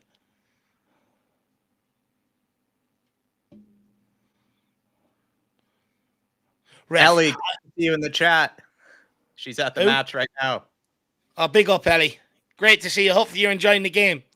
She says we have to get our shots away. Yeah, absolutely. Yeah. Dave and I pretty much said that. We're actually pretty happy with the half for the most part. It's just, Ellie, we find ourselves in these moments where I'm just amazed we don't even get a shot on target. I'm not even asking for a goal. I'm actually going low expectations here, like a very low bar. Just get it on target. Make Rhea work at least. Force him to make a save. And we don't even do that. I think Kulusevski's had 1 or 2 of those kind of this game, and then Solanke had a big one.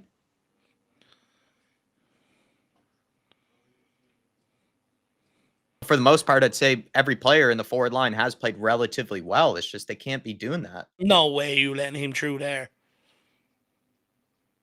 No, like the thing is that we've had good breakaways. We just don't have that clinical nature, the cutting edge, that killer. Like the Solanke one and the Kulusevski one are just criminal for me. You've got more bodies going forward than they have defenders, and you just lose the ball. Skunkwork saying there could be reds in this game. Yeah, I mean, some people are on a yellow card that... I'm worried about Adoji, you know. Brilliant player, but loses his head sometimes, yeah. He done it against Chelsea last year, didn't he? Got 2 yellows.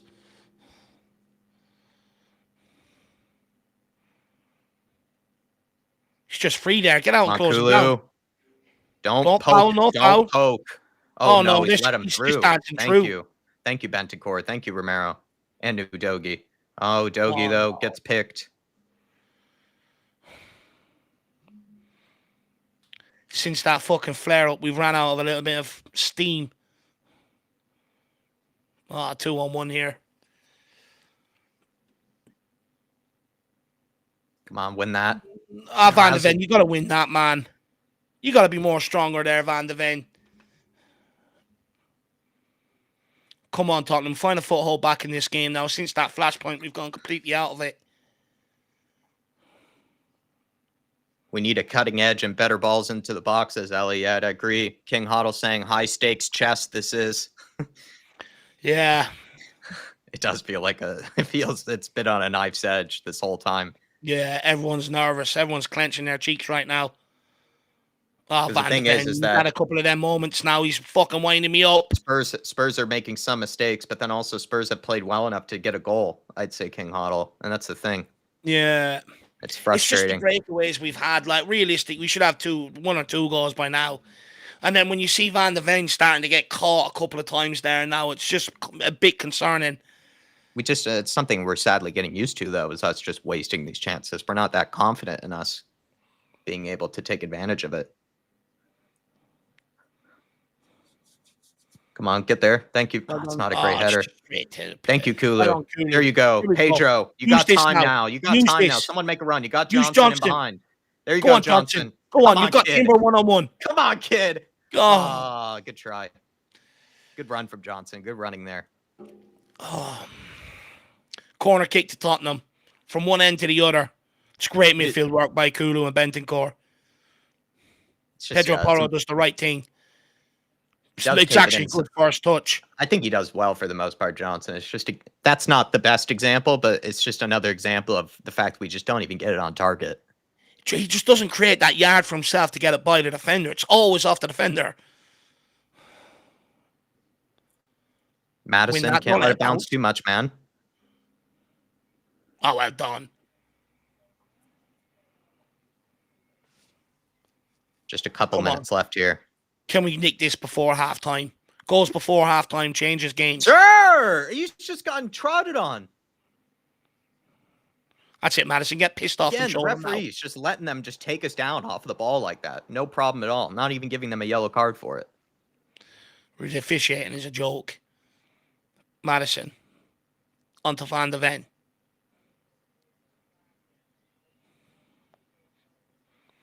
Back to Vicario. Tottenham showing excellent patience here.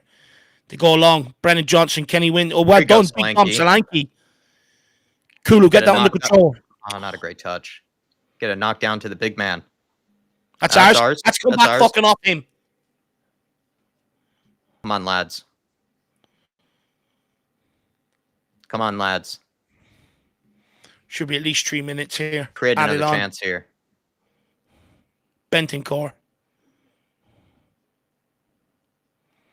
Van de Ven out to Romero. Back across to Van de Ven. Come on, lads. Come on, you Spurs. Out to Sonny. Here we are, boys. Let's create another chance. Let's put it away this time. Create one before halftime. Come on, Tottenham. Come on, lads. Out to Porro. Give Ellie's out to the stands. Knock it in for Ellie. Why is the ball so slow out to Johnson? Give it to the kid quicker. There you go. Sonny, he's got an Go on, opening. Sonny. Oh, you had Kulu. Pedro. Bentancur. Sonny, if he played Go it on, first someone time, crack he it. had Kulu. Come on. Oh, sir. Ref, That's a foul, oh ref. my lord. He's just Oh, how have we allowing not them won to this? abuse How have we Madison. not won this? Well done, Thank Kulu. you. Go on, you Well battering done, ram. Kulu. Go on, you battering Come ram. on, Johnson. Johnson! Apollo. Who was it? That was Johnson. That's a Oh, waste. he blazes it. It's just, again, though, we don't even ever get these on target. It's not the best example, again. I think that's a much Great work by harder Kulu. chance to try to get on target. But the fact that we never do get a single shot on target is just amazing to me. He just gets under it. He kind of chips it, really. Just gets way Frustrating. too under it. Leaning back as well. He's got to put his head and chest over the ball. Got to keep that low. There's a couple of chances that's fallen his way now in the last couple of minutes. Yeah, he's had the 2 last chances there. Yeah, it's just Go my on, thing, Dave. pressure on. Come on. It's just my thing. The fact we just don't even make Vicari or make Raya make a save is just frustrating. Great challenge. Good foul from Kulu. It's another yellow card. How's he giving another yellow again? How's he giving another yellow? Madison be fucking trampled on. He's a prick, this guy. He's an absolute walking prick. We're getting destroyed off of the ball. Anytime that someone tries to make a double run, they're yellow. body checking us and they're throwing us to the ground. And now all He's of a just sudden, given one to Van de Ven as well. This guy's a fucking joke. he's not protecting us here, ref. He's watching them literally throw Madison to the ground in front of him. And anytime we make a challenge, he's giving a yellow, a yellow, a yellow. He is really trying to help Arsenal out. It's actually so biased. Any challenge we make, it's disgusting. Ref is a gooner, says King Hoddle. Feels that way because it's not even what I just don't understand is we've had 2 or 3 occasions now where we've just gotten completely taken out off of the ball and he's not even given anything. He doesn't even stop the game. And it was a bit like Michael Oliver last year. And these are the sort of things, you know, people go, it's minuscule, but it's not. These are the decisions that change the game because now we've got 4 or 5 players now that can't make a challenge where they might have took a yellow later on down into the game. You know, it has a knock-on effect. These are the decisions, the little decisions in the game that help swing the game in our favor. It's a fucking joke. Even Ann just had a word with the assistant referee. Daniel Larson saying, take his passport. Don't let him go back to Australia ever again. It's a joke. Daniel Larson saying, yeah, send this ref back down under. I don't even think they want him back. It's a joke. They'd hate this guy, what he's doing to hands right now.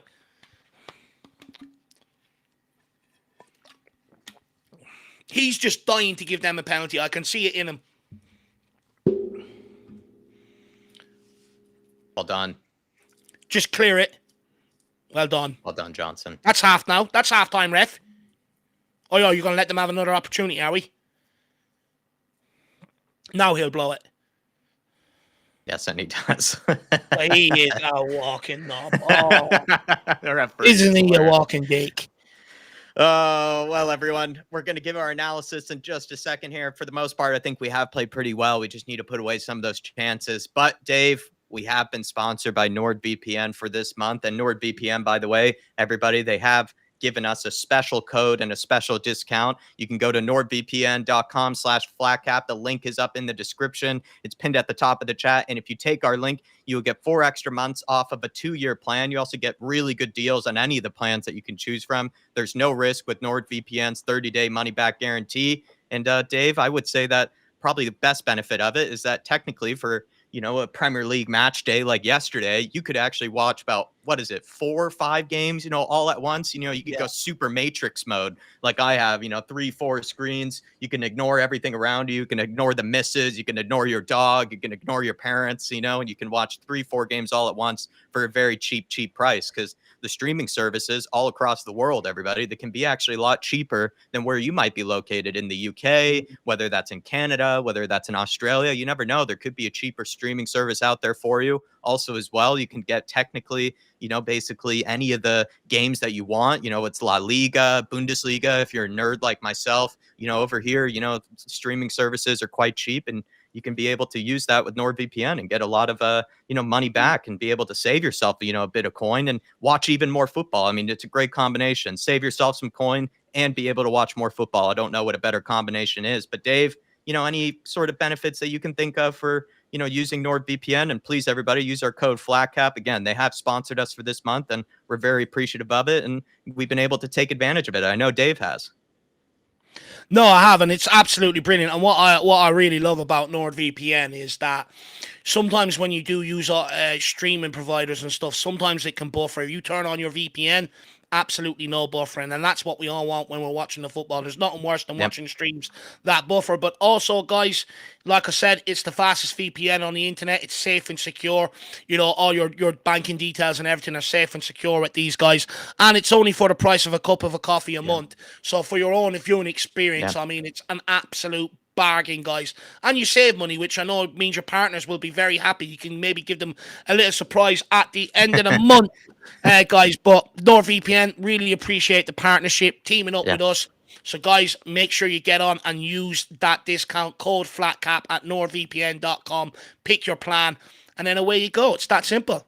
Save yourself some money, save yourself some time, get yourself some extra cybersecurity for just a cup of coffee a month. You can also have it on multiple devices, and we're very appreciative of them sponsoring the channel for this month and for these games. But let's get into it, everybody. Our halftime analysis. Let us know what you think, everyone. Get into the chat. Go back and forth with us, with your fellow Spurs fans. For the most part, I think we've actually played quite well. It's just that, again, we're talking about the same issues. Spurs just being toothless up front. They get good chances. They just don't know what to do with those chances. They don't even challenge David Raya. It's been very frustrating. But for the most part, I would say it's on a nice edge, and we just need to take advantage of that. We need to get the first punch. We need to get the first goal. Jerome is saying this ref is an absolute melt. Can someone tell me what Kulu did to deserve a card?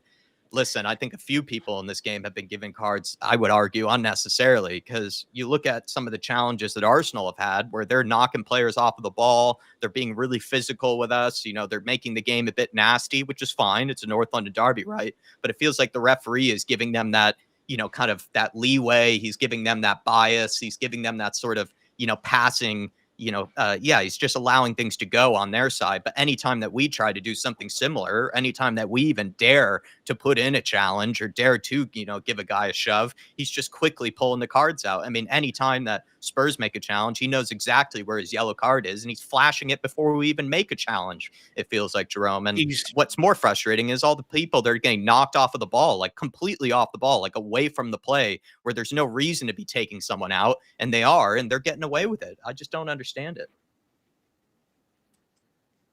He's completely lost control of the game, the referee. What really irks me is Kulusevski, and I think it was the first free kick given away by Arsenal, was in behind. They dragged him down. No card given. Right before we took the 2 yellow cards there, Maddison was just literally pushed off the ball and trampled on. Nothing given.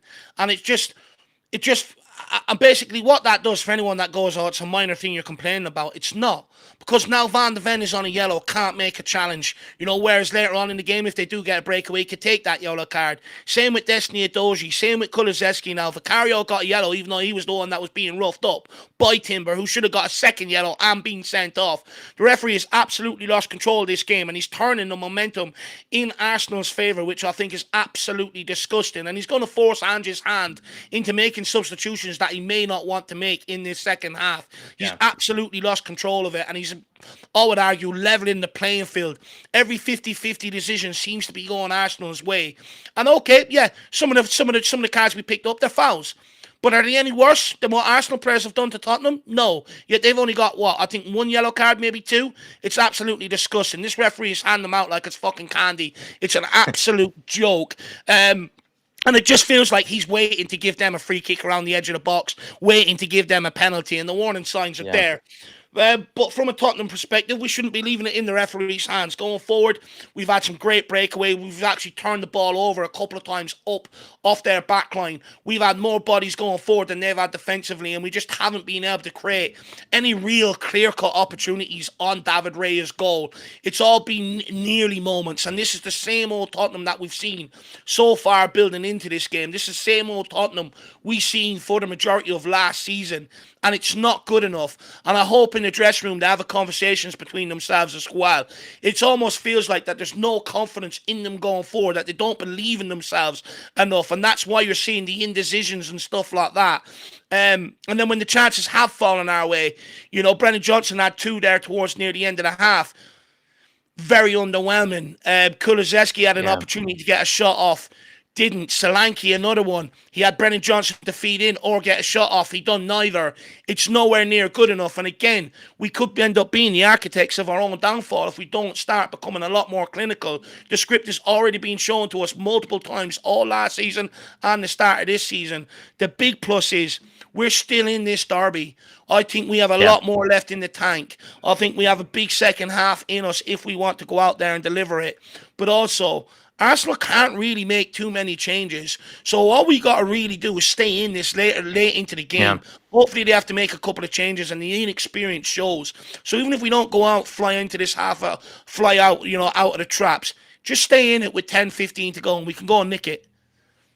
Yeah, I just feel like, Spurs just need to take advantage of some of these breakaways, some of these moments, because Arsenal, they have given away possession in some good areas for us to try to get a good shot on target. And again, I keep it at a low bar. I'm not expecting us to bury every single chance, but some of these we just at least have to challenge Raya, at least make him work. And we just don't. And it even shows in the stats a little bit. The fact that we actually have the same amount of shots as Arsenal, Dave, in this game. We both have 5 shots. But think about the times where we didn't end up actually getting a shot off, right? That's what I think about. The best chances of the game have actually come from when we didn't get a shot off. Solanke had a moment there, probably the best of them, I'd argue, Solanke, when he had that little moment. He could have slid in Johnson, or he could have gotten a shot off. Then there was, I think, 2 chances for Kulusevski where he actually did really well initially to take it past his man, get on the half turn, but then he didn't get a shot on target. And then towards the end there, you could argue that Johnson could have done a bit better with 1 or 2 chances. But you would say the forward line, they look good. Like, they're not playing poorly. They don't, they're not useless or anything. They just,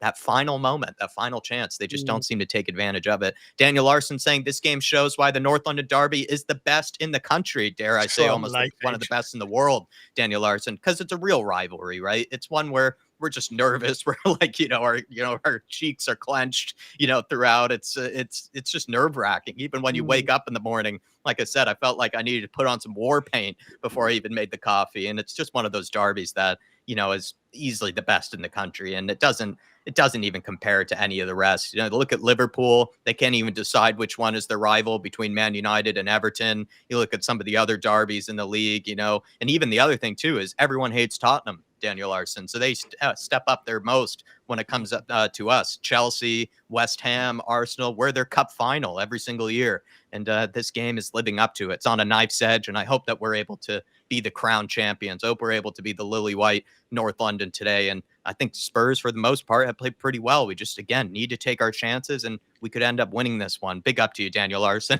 I loved his comment earlier about just sending the ref back down under. And I think Dave, responded to you by saying, I don't think they would take him back. It sounds like no one wants this referee in their country. Donovan Osterreicher saying, take our next chance. Arsenal will see red. Timber. Dave, we just need to do what we were doing in that first half, but take advantage of one of these moments, take advantage of one of these chances, because if we don't, we could end up being punished like we were against Leicester, like we were against Newcastle. And the other thing maybe to talk about is, do you see a red in this game? There have been lots of yellow cards. Let's just hope it isn't us. Yeah, well, this is my fear. I think if I was Arteta, I'd say start a brawl early into this second half and we'll watch one of them lose their heads. We've got 4 or 5 yellow cards heading into this second half. That's what I'd be doing. I'd be instigating a flashpoint to try and get one of the Tottenham players to go over the top. But this is where Ange now needs to, amongst delivering his team talk and the plan to go forward to try and win this game, he also has to make sure that there's calmness with these guys. And look, I can understand the nervousness about it, because Adoji against Chelsea last year, derby game, went and got a second yellow, went and got himself sent off. We've formed for players getting themselves sent off and stuff like that. And with this game going forward now, I worry about our left-hand side. That's Van de Ven and Adoji now on a yellow card.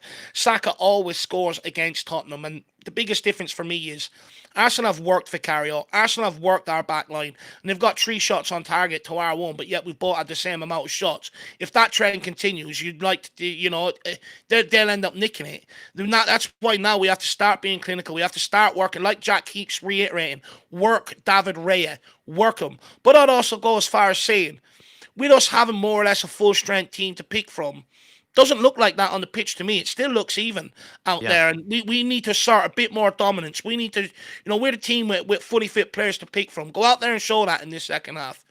Very good point at the end there. We should be able to take advantage of some of the missing players in that Arsenal team, and they are trying to play more conservative as well, right? They're afraid of us because they're missing some of these bigger players. So let's take advantage of that. Jerome saying Timber should be off. He put his hands on Vicario, and Vic got a yellow card. This is unreal. That's the thing I didn't get, was Vicario looked like he was saying something to Timber, but then for some reason he gets the yellow card. He never even touched him. He never even really did anything to promote, Timber to do that. Timber all of a sudden within seconds is, trying to grip him and lift him off the ground. I think Timber forgot that he might be at least 8 inches shorter than Vicario. So I'm not sure if that would work out for him if he even tried to do that. But I mean, Dave, that's the thing I didn't get is Timber, I think initially gets the yellow card, but I don't know why.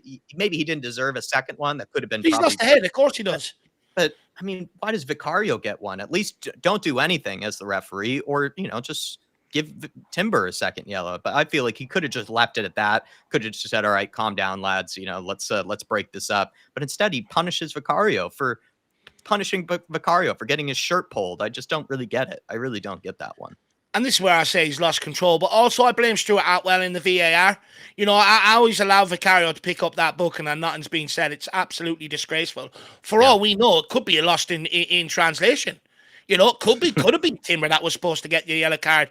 That, Gillette has booked the wrong player, and they're not going to, we know with referees, right? They're not going to turn on each other and say, we've got that wrong and hold their hand up. That could be, for all we know, what happened. It'd be interesting to see if there's anything like that on the fallout. But honestly, I don't understand what Vicario done to get the booking. He didn't start it. Timber lost his head. He made the challenge on Burrow. He got a yellow card for that. And then he's lost his head and he's gone and done another thing. That should be a second yellow and off. And there's so many players for Spurs now. They're on yellow cards. They have to be careful. It just feels really unfair. Jerome, as well as Donovan, I'd agree. Just feels really unfair. 1000 GT, great name, or 2000 GT. And he's saying, welcome, or he's become a fan show member. Really appreciate that. And by the way, anyone who is a fan show member, elite member, you can send in your post-match fan cams after this game. Hopefully we pick up all 3 points and we can have you guys bouncing off the walls in your post-match fan cams. And we would love to be able to respond to that. Or if anything, else happens, feel free to give us your thoughts. Because, Dave and I, we talk plenty. We give our thoughts on things, and plenty of times we might be missing something, or we might not be touching on something as much as you would like us to. And that's kind of the whole point of having different voices. And you can do that as a fan show member and as an elite member. So take advantage of that 2000 GT. It should be in the community section after this game. All the instructions you need, send it into the email and we'll get it uploaded for you. Thank you so much for becoming a fan show member. And you can also join us if, it does happen tomorrow. It should happen tomorrow. The fan show is also tomorrow for anybody that is interested, that wants to come on. And thanks as well to Nick, to I think Davey Shire, to so many people that have been gifting out. I think Edward did the other day too. Thanks to all the people that have been gifting as well, the fan show memberships. We're very appreciative. So take advantage of it. He said he's come over from Chris Cowland's channel and that he enjoyed this over there. I really appreciate that, my man. Thank you very much. Absolute legend. Hopefully, you stay enjoying me. He's doing the good work over there, Dave, on Chris Callan's. Artist T saying Kulu and Johnson have been poor. They need to be the first ones off. Also, despite dominating possession, they still have more shots on goal. Unacceptable. Listen, Artist, my frustration is we should have more shots on target because we've had more clear-cut chances in those moments than I think Arsenal did. Arsenal do a better job of at least challenging Vicario. And some of their shots on target, I think, have just come from some of those set pieces, or I think Havertz has had 1 or 2 headers, right? Kind of go towards Vicario's way. But for the most part, Spurs only getting 1 shot on target, despite, the moments they've had in front of goal. It's very, very frustrating. Kulu, for me, a mixed bag of a game. I think he's been good where he's found himself in really good areas. It's just he's a victim of what I've been saying, someone who gets into a really good chance and then doesn't end up actually challenging David Raya, doesn't actually get the shot off, or a couple of times he's gotten it kind of stuck under his feet in really good areas. Johnson, I think, again, I'd say something similar where he's actually had signs of a pretty good first half where he's getting into good areas. He's trying things, but then in the final moment, either the final ball or the final shot is a bit lacking, and it doesn't have that sort of clinical edge to it. And I'd say they're kind of similar in that regard, where they've got good chances to challenge David Raya. They just haven't done.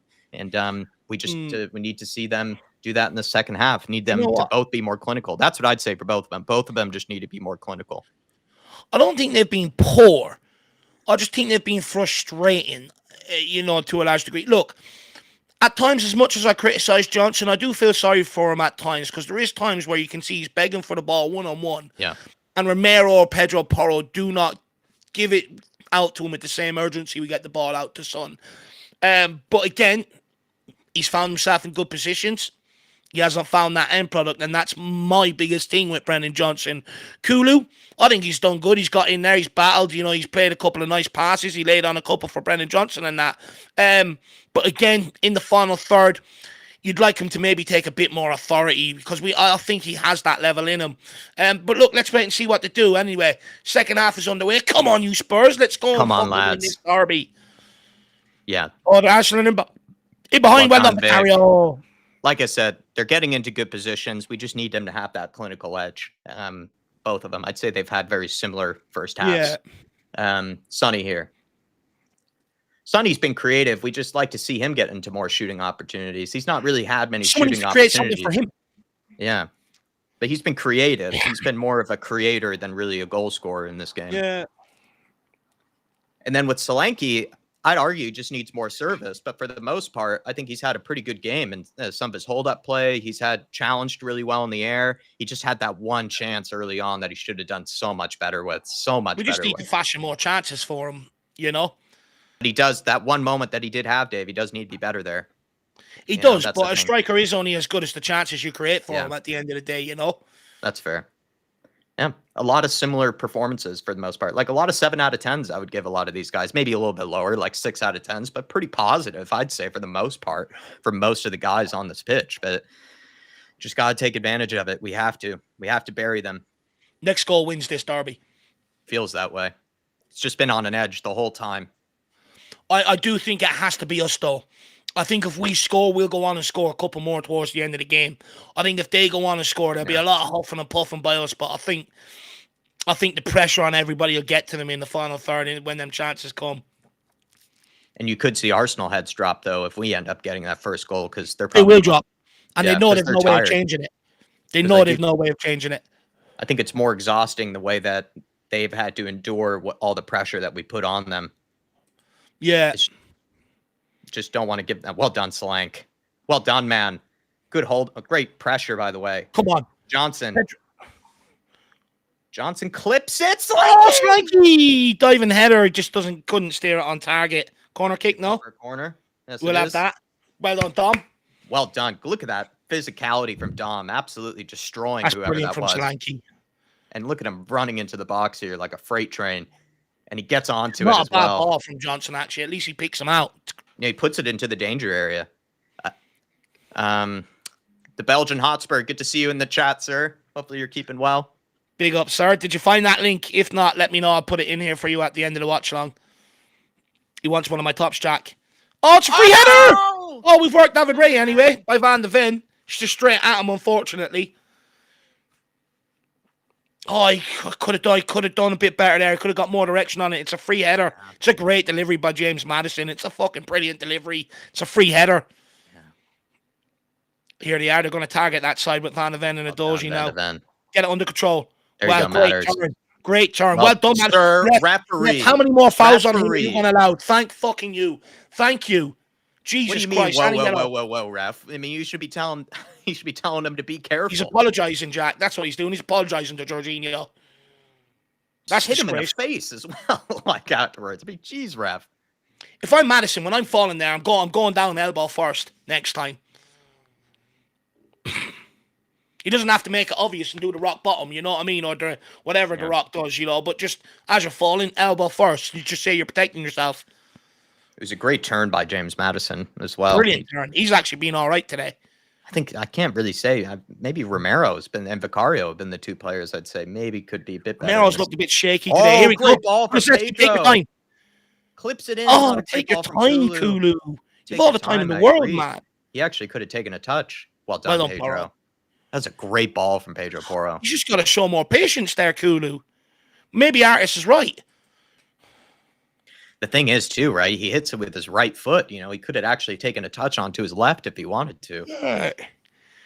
Even use Solanke as the decoy, pull it back, wait for Sonny to come in and lay it off to him. Yeah, it's poor by Kulu. I agree. So from much We Are time. Spurs TV. It was poor.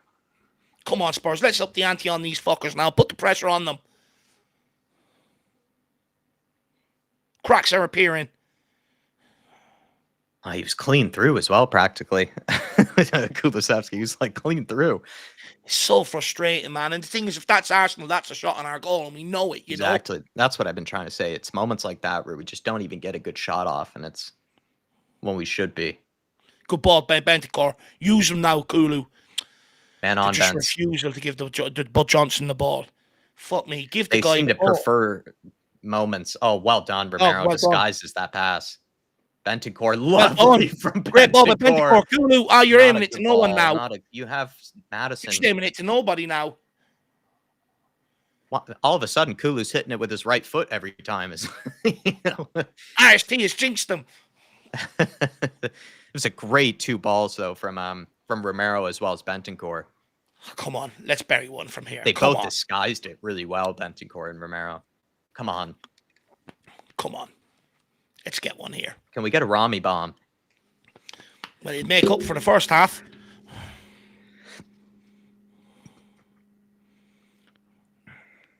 Oh, back post. Van de Ven. Keep it alive, Van de Ven. Well done. Good Show him the strength. weight room. He doesn't want it. Chase him down, son. No foul. No foul. He's going nowhere. Well done. Oh, No foul. He's going nowhere. That'll do. That'll do. Well, that's good more job, like Johnson. it. Well done. That's all right. Well 4-0. done. That's Come on, fucking great lads. pressing. Come on, lads. Great pressure. Keep it up, lads. The intensity is there in the second half. That's a good sign. Yeah, right from the corner. Right from the corner flag. You know where it is, Timber. Get down there. You're spending all your time down there. Being ran ragged. Al Ben saying change of kit, not seeing that color we hate. I think they're just that scared. You know, they know that we're ready to be It is eating weird. up that red. It is weird not seeing the red. You know what I mean? I think they just love us too much, Al Ben, that they put too much white in their kit this year. That's how Well, much they love us. They have so much disdain for us, yet they want to be like us. They want to I look think like it's us. They Adidas. I want to think be it's like actually us. Adidas sending a message, Jack. Bring us back. That's what it is, exactly. Yeah, Come Al on, Ben. Spurs. It is weird to see Al Ben. It is really weird to see. It also just shows how scared they are. They don't even want to wear the red in our stadium. They're Probably trying to great hide. problem. They're trying to hide. Come on, get after it. Go on. Steal that. It's there. Sonny's well done. there. Sonny and Solanke. Sonny. Oh. Got to come away with that one. He had a back heel maybe for Solanke that was on. Good pressure from Solanke. Good pressure from the forward line in general.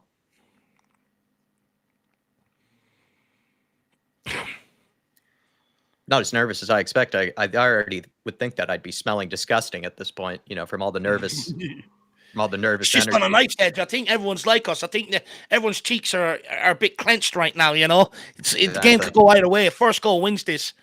Go on, Rummy. Come on, Romulus. All that space. Even Porro's telling you to use fucking Johnson, and he doesn't. It just Holy doesn't. shit, man.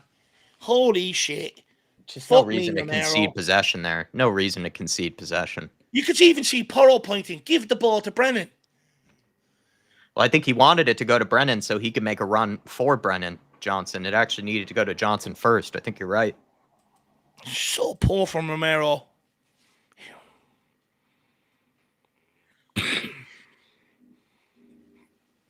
Well done, Pressure Solanke. Solanke. Forcing him to go backwards. Go on, follow up. There you go, Johnson. In behind. Come on, Romero. You got to get there, son. Well done. Good touches. Now back to You got Vicario. There you. What a pass. great ball out. Kulu. Well done, Kulu. Good turn. That's poor again from Kulu. He's just under. Can't be giving it away there. Well done, Romero. That's it, Romero. That's it. Show him Get who's the there, boss. Porro. Well Ah, done, come on, World Robbie! class. World class. So we're fucking talking about showing the fight. Now he's turning up to the derby. 55 minutes in. Thank you, Romero. Oh, no. Oh, no. Has he strained something there? His hip. It looks like. Maybe his hip On the slide flexor. tackle. Must have hit a stone or something on the slide tackle. Van de Ven pulling his ear. Fuck off, ref. I think I agree though with Artist T. I think we should think about a substitution either for Johnson or for Kulusevski soon. Oh, Get no, some it's fresh legs. around 60, 65 minutes. After that, it's too late. You know, you got to go and be proactive and affect the game. Because what I have noticed with Ange Postecoglou, he leaves them too late and reacts too late sometimes. Yeah, I'd agree. It's almost like he does it once we've conceded. And like me and you have sit there for 10 minutes beforehand going, we can see it coming. Do something. It's hard to know who to do it for, though. I'd say, good flick on from Solanke. Ball just will not fall our way.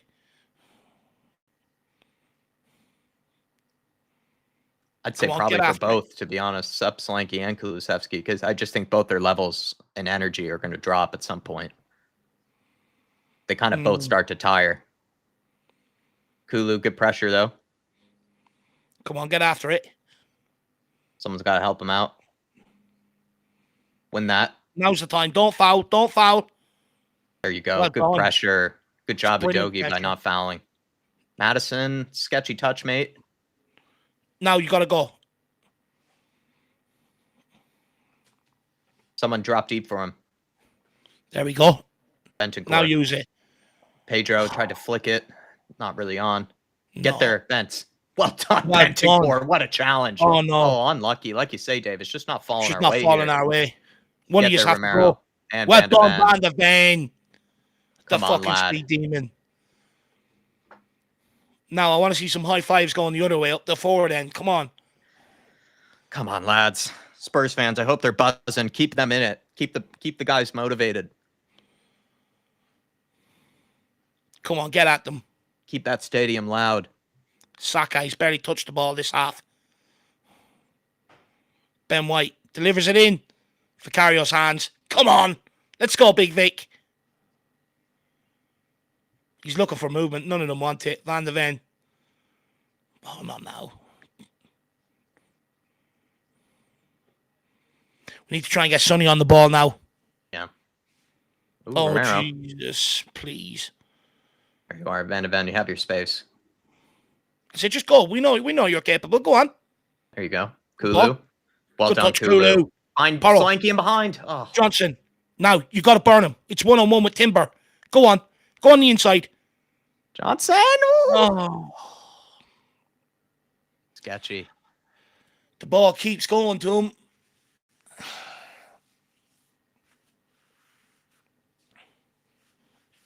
Belgian Hotspur. I'm already on Duvel number 5. My dad loves that beer, actually. That's some strong stuff as well. Come on. Kulu. Left-footed. It's going to be an in-swinger. Get someone across that near post.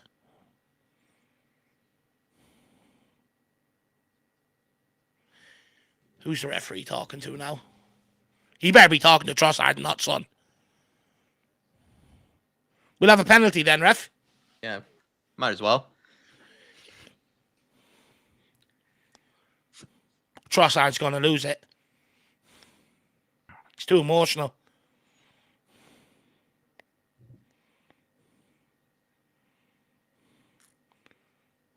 Ref.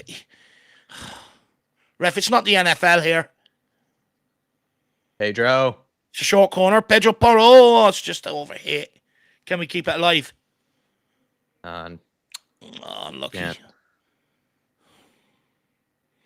Keep the pressure on. Solanke. There you go, mate. That's not a foul. How is that a foul? He got a foot on the ball. It looked like he touched the ball Got first. the ball. He touched the ball first. It's more like Thomas Partey ran into him.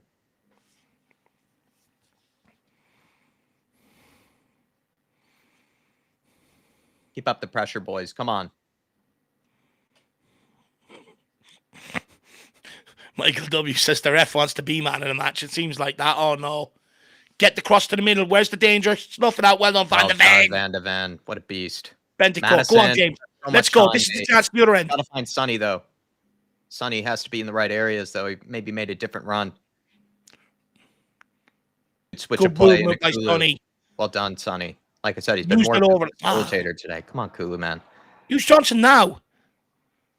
Let's Run go, at kid. him, Johnson. Run at him, kid. Come on. There you Puts in are. tight, gets the shot off. That's It's not the 4. right decision. It's not the right 4 decision. last attacks have fallen to him, and every one of them has been underwhelming on the end product. I think that time he actually gets the right space, but then he's got to cross it or he's got to play pass actually there. To shoot that is really difficult. It's 4. The last 4 teams going forward have all fallen to him now. He's got to take one of these. Yeah. Well done, Udogi. Come on, lads. We're defending well here now. We just need to have the forwards step up. Defensively. Midfield are even starting to get into it now. Just need one of the forward lines now to really just need that one ball. We're doing a really good job of winning it back. Some of the dangerous moments from Arsenal, we're actually defending them even better. We just need this forward line to step up. Porro. Well done, Porro. Lovely feet from Porro. Get there, Johnson. Put him under. That's all you have to do. Sprayed out of wide. Sprayed out of play. Kulu. Get it under control, Kulu. What is that? Okay, we'll take it. Hasn't given away the free kick. It's Porto. Got away with that. I think Kulu and I'd take off Kulu and Johnson, to be honest. Put Odebear on, get maybe Sar into the game. Yeah. Sar or Bergval. RST was correct. Corner? No.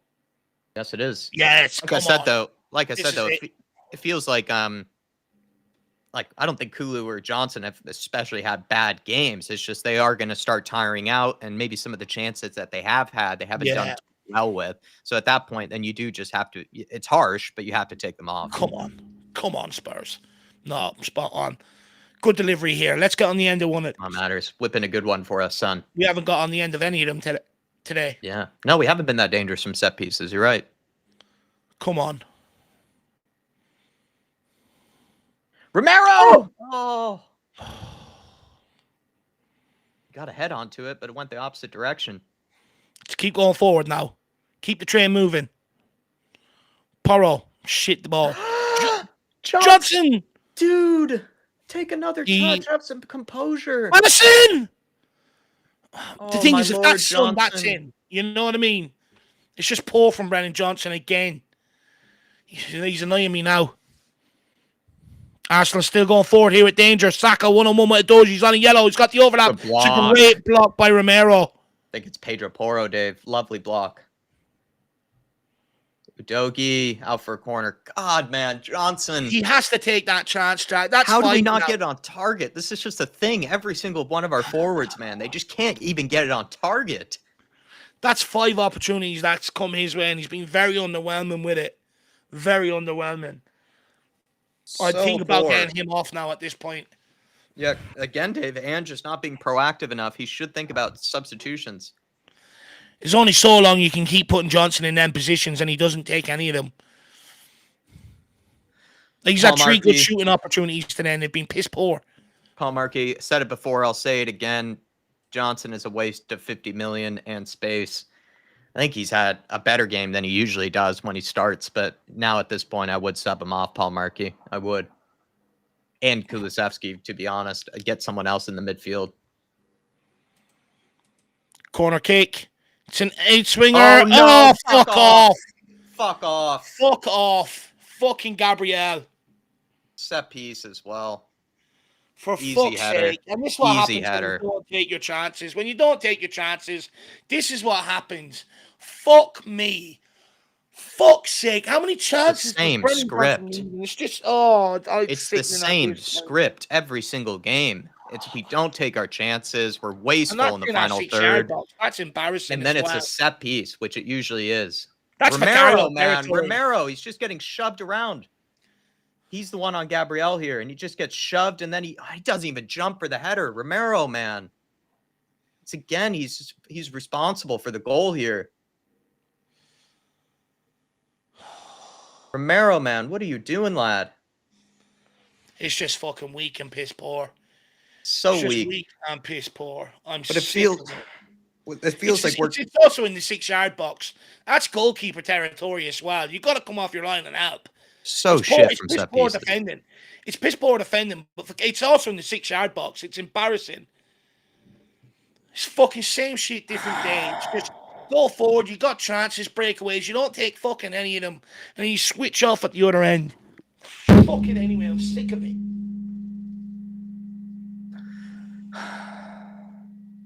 So frustrating. It's the exact same script.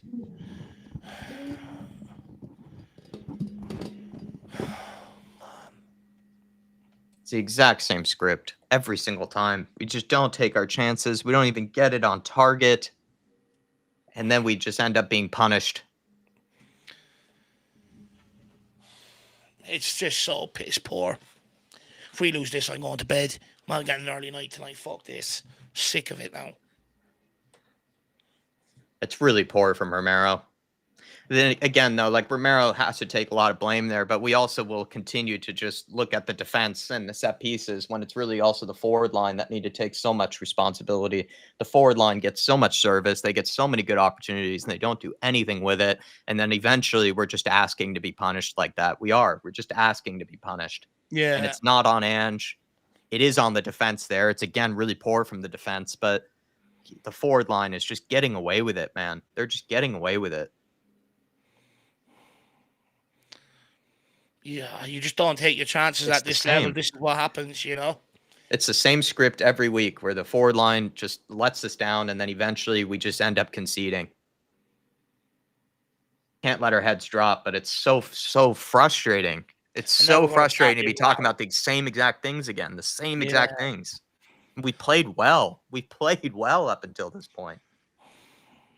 Just keep shooting ourselves in the fucking foot. It's embarrassing at this point.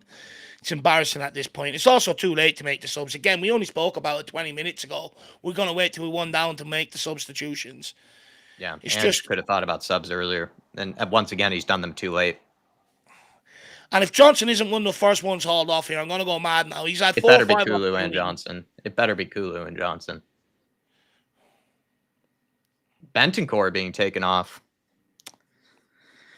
I don't know about that. Maybe he's just preserving Bentancur, but Bentancur, he always likes subbing off Bentancur when I think Bentancur has actually been good this game. Johnson's off. He's just keeping Kulu on, I guess, to have an extra attacker. Too late to make the subs. Way too late. Again, I agree with Artis P from earlier. Both of them should have been taken off, Kulu and Johnson. Both of them should have been taken off. I don't understand why he's took Bentancur off. I don't get it either.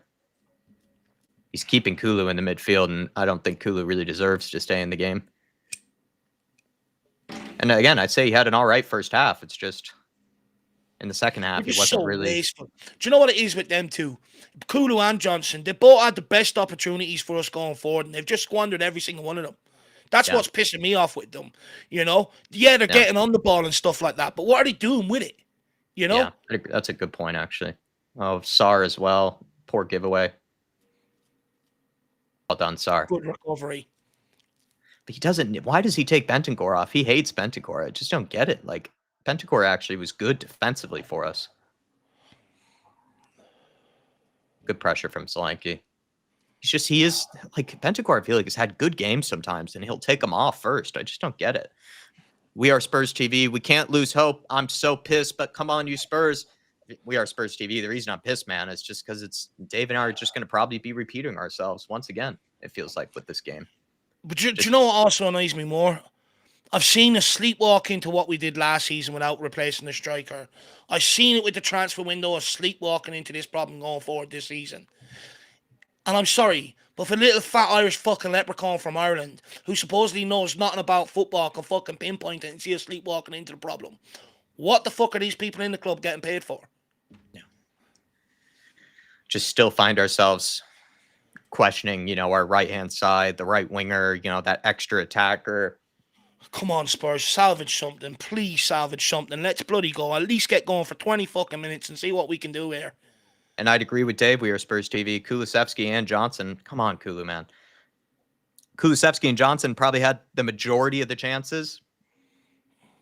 They've had the majority of them, the majority of the moments, and they just have let us down.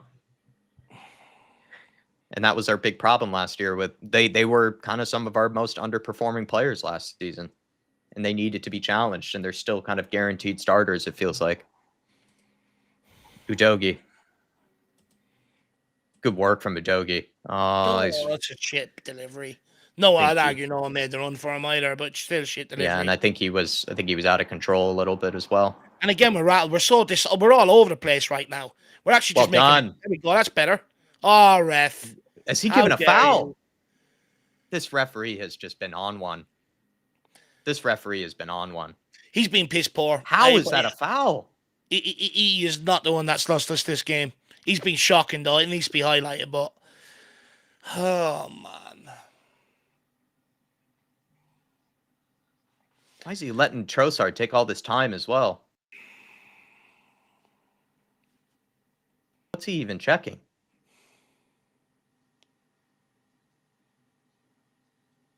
So poor from Romero. He doesn't even jump. He's just standing there, isn't he? He's just lost him completely. He just doesn't even make an effort. He was on him originally, and then he doesn't even get close to him after that. Just doesn't even make an effort. And it's inside the 6-yard box. It's obviously your man.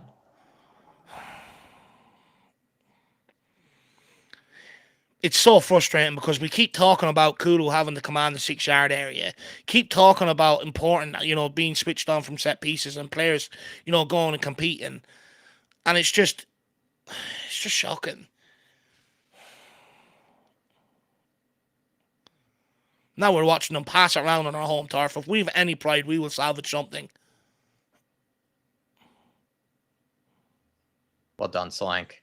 Someone help him now. Jesus. They left no option but to try that pass, though. That's the thing. Well done. He wins it back, though. Well done, Slanky. He's worked hard today. Give it to Udebear. Come on. Find Johnson. Give it to Udebear. Or sorry, Odebear. Let's go, Udebear. There he is. Go on. Come on, go on. Skin it. Show some confidence here. Go on. Wilson. Ooh. Wins a throw in. Oh. Someone fucking shoot, please. Well done, Kulu. Well done, Kulu. Sir. Oh. Gives it to Sonny. Gives it to Madison. Slanky wasn't ready for it. You have to be ready for it, Slanky. Sonny or Madison, though, could have tried a shot there, in my opinion. They didn't need to pass on the responsibility there, but Solanke's got to be ready. Well done, Sar. And Udogie. Good pressure. Sar! What's embarrassing is that's probably, our second, third shot on target of all the chances as well.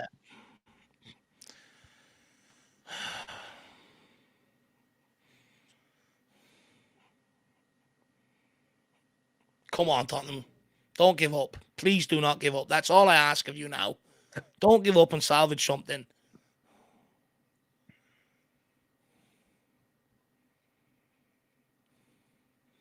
Now's not the time to be dropping off. Now's the time to fucking dig in, find energy in the tank, and press harder. Come on, Sonny.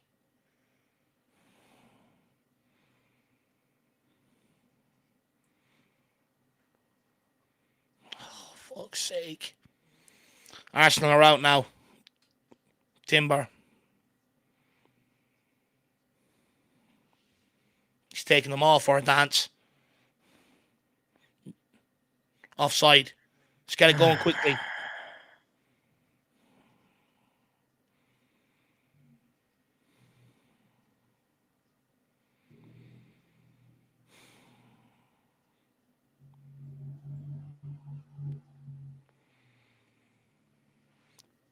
Sar. Onto Van de Ven. Come on, Spurs. Rally here now. Fucking rally. Romero. Why do we slow it down when we're in search of a goal? It's beggars belief. Because all you're doing is allowing them 11 men behind the ball to get their shape going. Son, good ball. Stay on side. Stay on side. Out to Udebear. Udebear lays it off to Sonny. Sonny, poor back flick. Fuck's sake, Sonny.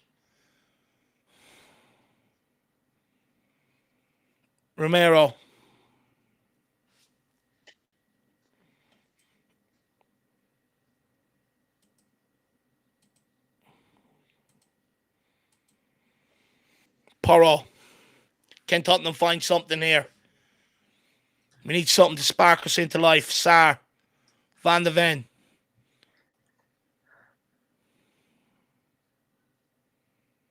Doji.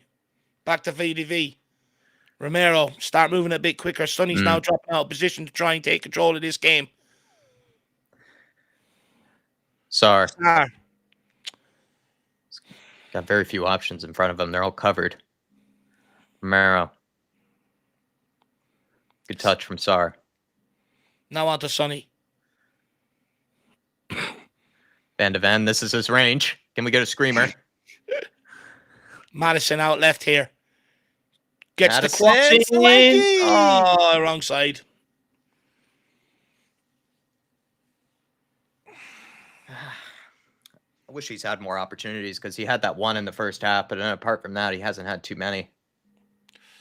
It's all fallen to Johnson, and it fell to Kulusevski, it feels like, this game. The majority of the chances. It's a good delivery as well. Go on. Oh. Madison's had a good game, but I'm worried about his energy levels. Keep the pressure on here. Tire out. Yeah. But he's had a good game, I feel like. You can't let him take that down. There's two of you there. Fuck me. One of you's going to meet you with your head. Holy shit. We're so naive and immature at times. Look at them. We're letting them have the time of their life. They're laughing at us. They're depleted. They're laughing at us. Now they're just doing 1-2s here. It's up to us to go and press. I'll be getting more subs on the pitch, more fresh legs. Arsenal are just playing around us right now. We've given up. No. We've given up. Oh, lads, come on now. That was poor. Except lucky that was offsides. They've given up defensively. Look how slow Kulu is there to react. Lucky that was offsides, because Trossard was not offsides. Artist T saying this is yet again another game that proves we didn't back Ange enough in the summer. Dave, both me and you said the same thing. Ange deserves better than this. Listen, even today's tactics, like, I just don't really think Ange can really take. Yes, at the end of the day, I'd look at substitutions. He could always do a better job in there. I just don't really understand why he waits so long to do them. Maybe even took off some of the wrong players, but I just feel like with Ange, like, there's only so much that he can actually do. Like, he's putting our players in the right areas. We've dominated this game for large periods of it. We put Arsenal under good pressure. Just for me, a lot of this falls again on the forward line. And then also, sadly, that's poor from Madison. But sadly, it also falls on Romero once again. Like, Romero, he's just been lacking concentration. He's been, snoozing at some of the defensive moments, and it's been really frustrating. But I mean, we can only go so long, keeping it 0-0, especially in a North London derby. Someone's going to eventually concede. Someone's going to make a mistake. And it's just as frustrating. But for me, it still falls on the forward line, Artist T. We haven't done enough to provide quality in the forward line for Ange to pick from. We don't have enough, real clinical, truly gifted players up there that can take their moments, take their chances. And so we're just relying on a combination of guys that we were really frustrated with last season, being Johnson, Kulusevski. We have a 19-year-old Anota Bear who we have to be patient with, and Timo Werner is going to come on, which doesn't inspire anyone. It's just been a really frustrating transfer window when it comes to the forward line, and the forward line is where we should have been giving most of our attention to this summer, and we just didn't. That for me was the biggest area. It was the most glaringly obvious problem last season, and they never, this is what I was saying to me all along. They just never really went and addressed it with any real gusto to really solve the problem. And famous line towards the end of the window, I think we've done nothing but add to the problem, to be brutally honest with you, to the point where you've got so many players that 1 week are on it, 1 week aren't, or very underwhelming, that you're almost rotating them more often than what you should be. It's just going to become an absolute headache. And again, it's a reflection of this, going forward, good breakaways, just like we did against Newcastle. But when you're looking for that decisive ball, that decisive cross, that shot, it's just fucking lacking in most of them. And if it doesn't come from Son, it almost doesn't come at all. And it's becoming a huge, huge problem. And, this is what I was saying, even when I was highlighting my problems with it. And I did say that this was what was going to happen coming into this season because of what we've done. People were saying, look, just get behind Ange. It doesn't matter. But I was trying to say all along, it does matter because Ange is going to be the one that carries the can. And that's my problem with it. He's going to get the blame for this. Yeah. You watch. It'll be him that'll get the blame after this game. It's just been, and it's not his fault with how toothless we've been up front. Like, we're in great areas to even just challenge Rhea, at least get a shot on target. We just don't. We make the wrong decision, or we execute the pass wrong, or we execute the finish wrong, and it's not on him. At the end of the day, that's on the forwards, and they're just not good enough in a lot of cases. And it doesn't matter what manager you bring in, they're going to have the same problem with this forward line.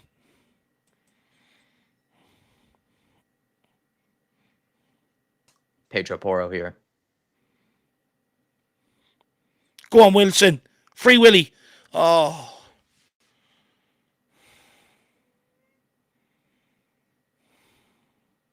Have to pull a rabbit out of the hat here. And he's taken off Madison, which, again, like maybe Kulusevski has the fitness to be able to last longer than Madison, but I just don't get why Kulusevski gets to stay on the pitch. But Madison was the one putting in balls. You know what I mean? Exactly. Madison was the one putting in crosses and that. I don't understand it. That's what we needed in this late in the game. Just he's taken off two of the best midfielders, in my opinion, Bentancur and Madison. I just don't. That's another thing I just don't get sometimes with Ange's substitutions. It's one of the only areas today that I really would criticize Ange. It's just against substitutions, but that's not the end all be all. That's not the make or break. It's definitely something else. Kulu, well done though. Leave it on to Pedro. Back post. Oh no, there again. I think Solanke's probably got to do better to be in the right area there, but he clipped it. Maybe he needed to flash it across goal instead of clipping it. Pedro Porro probably hit it harder. Just whip it with pace and power. That's what he's famous for. It's another underwhelming ball. Oh, Solanke, that's a pen. No. Oh. Sir! Strikes it well. Oh, man. Let's have a look at this. See if Jack's penalty claim is legit. I think he got contact to the ball first. Let's have a look. Yeah. Yeah, I think he got contact with the ball first. Oh.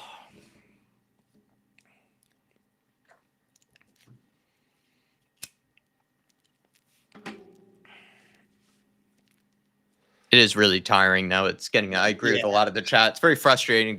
I hate having to repeat the same thing that we've been repeating in all 4 games, where for the most part, it's actually a pretty good performance. For the most part, it's a pretty good performance. It's just so toothless up front that eventually we just lose because we're not actually putting the ball in the back of the net.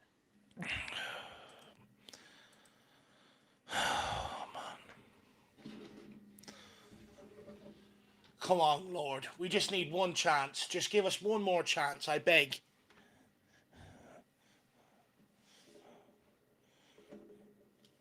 Come on. Let's go. Free Willy. Now's your time. It's poor. It's fucking poor. Wrong decision.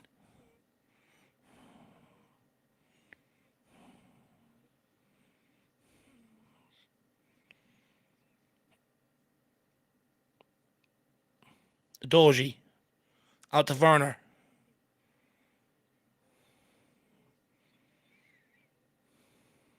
Pedro. Got a run from Werner there. Romero. Someone's got to drop deep. There you go, Sonny. Oh. Even when we play them blind balls, it's always a yard or two ahead. It's never back to their feet.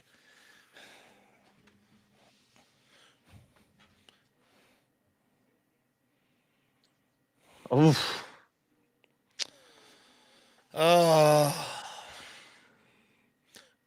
Don't wait for the Arsenal. Oh my God, referee.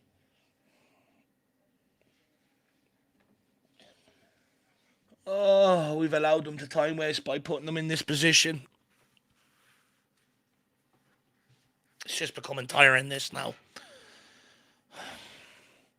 I think it's more tiring because the remnants of something good is there. We just hold them back.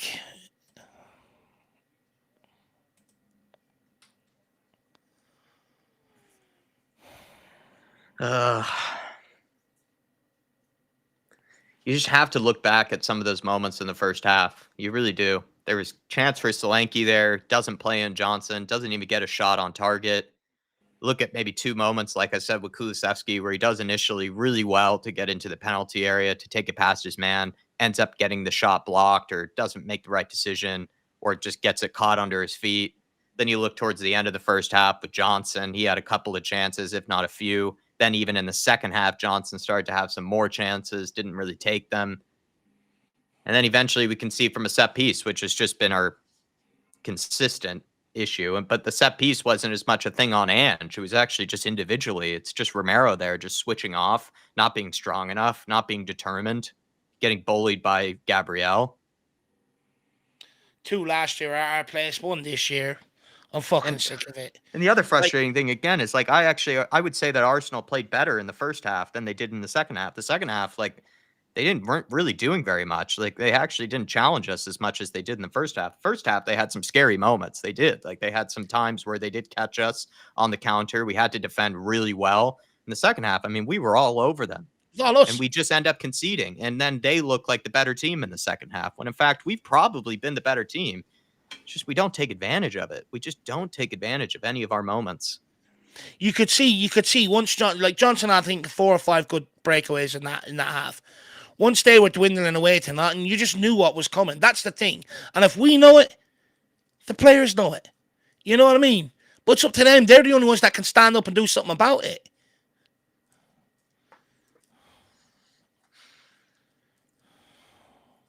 Just toothless going forward. Absolutely fucking toothless. I just want someone to man up and make one decisive decision going forward. Just one. I'm asking for fucking one.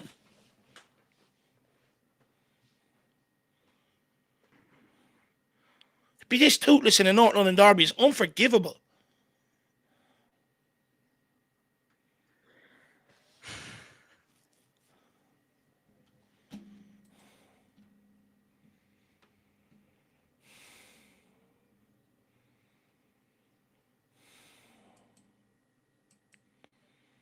Come on, get one good ball in. Sonny.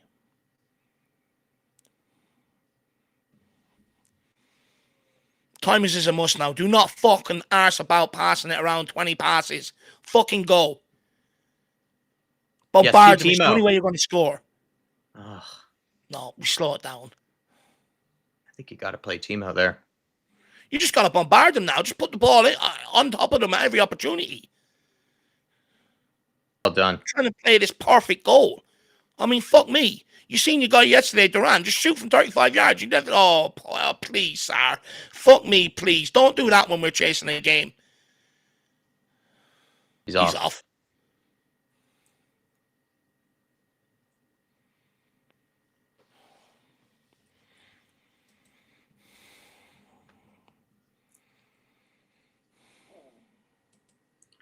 That's again the frustrating thing. Is like Arsenal didn't even challenge us as much as they did in the first. The first, they probably deserved to score more than they have in the second. Oh, come on, Select! There we are. Romero. That's all we got to do. Just keep putting balls in there. It's not that fucking hard. If someone makes one decisive decision, we get a shot on target. It's not rocket science.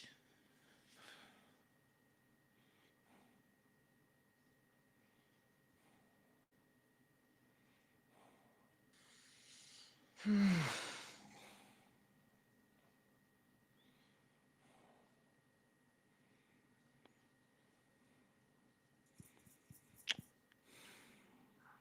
on.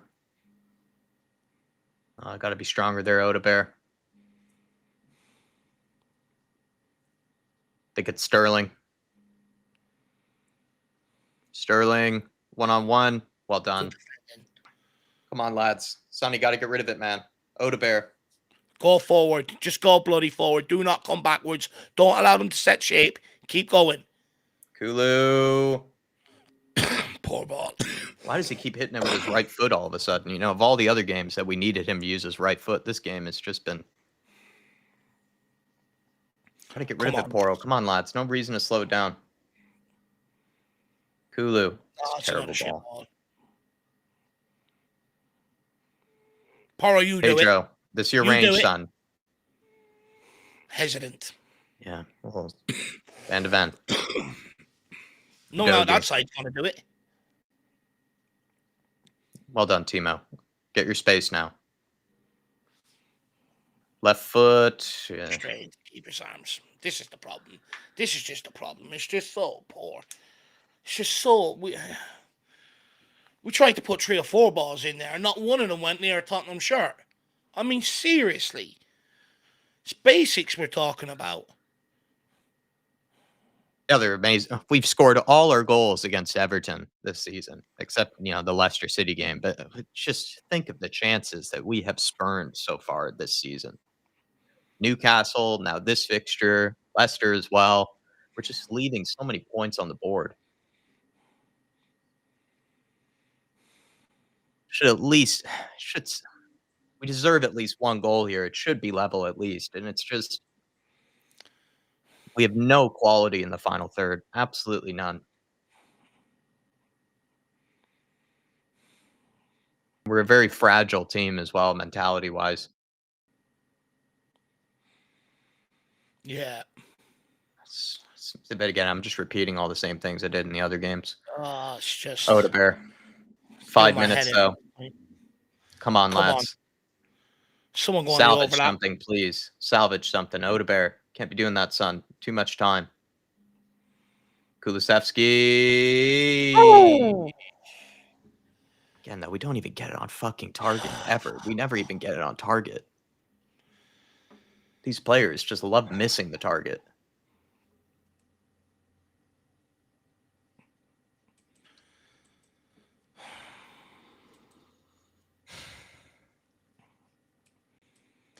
It's just becoming draining now. Same problems, same issues.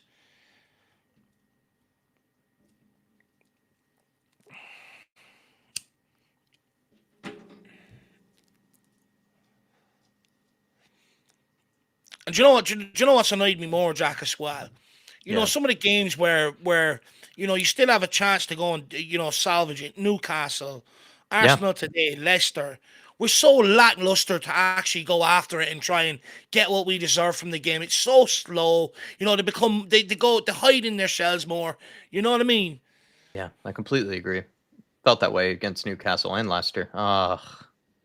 Where even if you don't get even if you feel like you deserve 3 points, at least get something out of it. Like, get an equalizer, at least try though. Get a point. We don't try. Yeah, we don't try. That's what bugs me. We become more slow. Everyone goes hiding into their shells. No one makes much more movement. When we do deliver a ball, it's undercooked or overcooked. Yeah, and Dan Coys is right. We haven't even scored technically since the 24th of August because Everton, we did score, but Newcastle scored the goal for us. It was an own goal. And think of all the chances we wasted. Think of all the chances we wasted against Newcastle. We have not scored again. Oh, man. I can just see this all falling apart this season.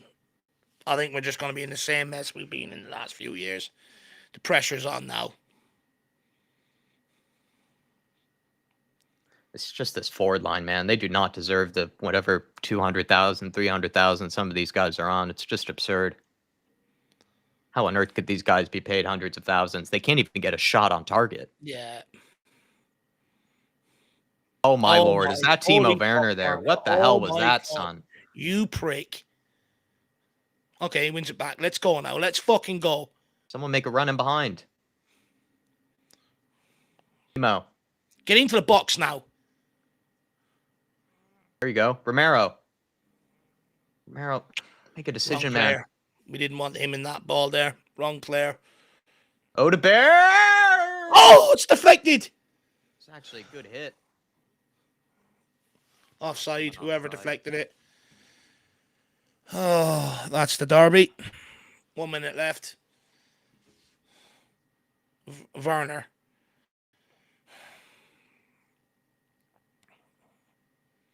Just open your legs, man.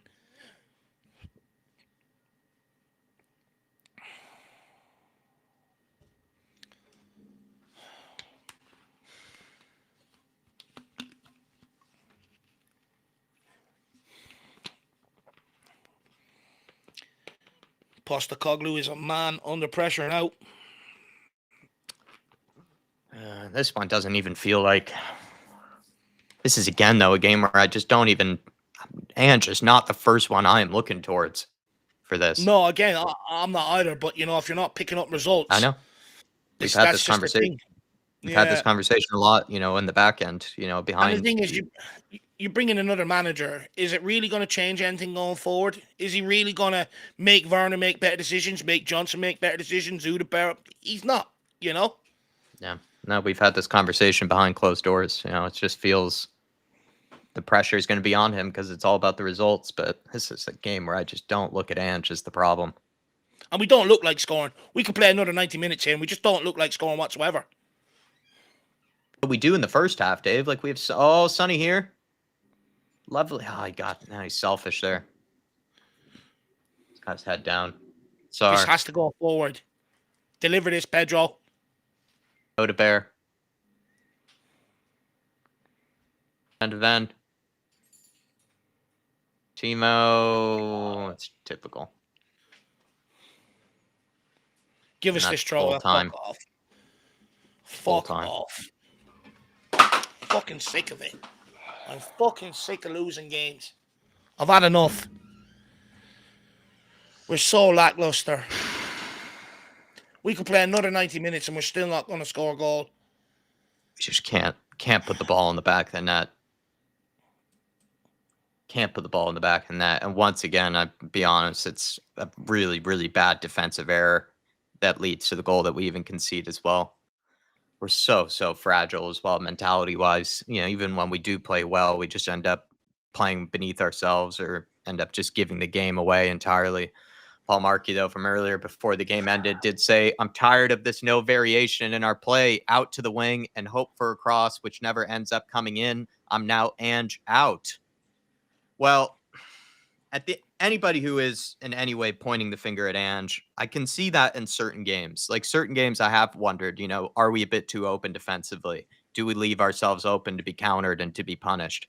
Again, this is not one of those games for me. It just wasn't. Like, I think for the most part, Spurs played well enough to get at least a goal or two in this game. And we should have gotten those in the first half. If you do that, I think this ends up playing out very differently. I do. If we get one of those chances into the back of the net from that first half, Arsenal have to change their game. Spurs get a bit more confidence in themselves. And the game, I think, does end up being very, very different.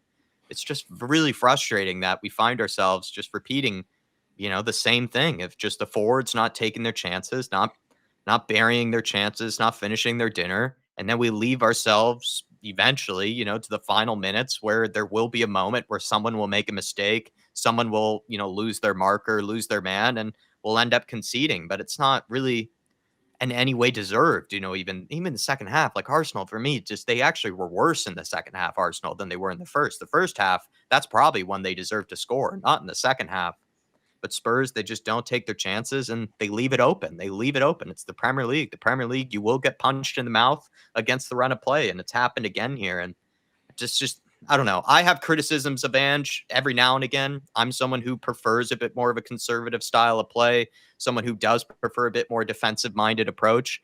I can also see it both ways, though, where I can see what Ange is trying to build here. And I do like a lot of the attacking buildup. I like a lot of our play. I just think it falls more on the forwards than it does on him. You look at the chances for me, Paul Markey, that Johnson found himself in, that Kulusevski found himself in. Those are moments that you have to at least challenge the keeper. I'm not even saying bury the chance, but I'm saying at least get a shot on target. And we don't even end up getting a shot on target. It's really pathetic. And I don't think that's on Ange. I think that's on the players. But results are results. And Dave, this is something Dave and I have been saying behind closed doors a lot. Maybe you've not heard that from us very often because we're not trying to put the manager under that much pressure. But results are results. And the manager is the one who ends up usually taking the fall for it. But for me, this is not a game again where I would look as Ange as the first person to blame. Ange is not the first person to blame for me in this. But I think we might have to agree to disagree on this one, Paul Markey. I'm sorry, man. The thing is, for me, it all started in the summer. It went wrong in the summer as soon as we re-signed Timo Werner. We all got, not me, most people got caught up. He's a good backup player. And I'm sitting there, but why are we signing backups when we need impacts for the first 11? And then you're thinking, okay, maybe them players are to come. You bring in Wilson Odegaard. Look, like I said, nothing against the kid. 19 years of age, plenty of time to develop. And I like what I see so far. But what we failed to do in the summer has already come back to cost us so early in this season. And that was one of the biggest fears. It's one of the things I said, when we done the roundup show. I fear it's going to come back to haunt us at some point in this season. And it already has. Then you bring in Solanke, okay. But like I said, a striker's only as good as the chances you create for him. We're not creating fucking anything. We're huffing and puffing. We're sitting there going, oh, well, he flashed a good ball across the 6-yard box.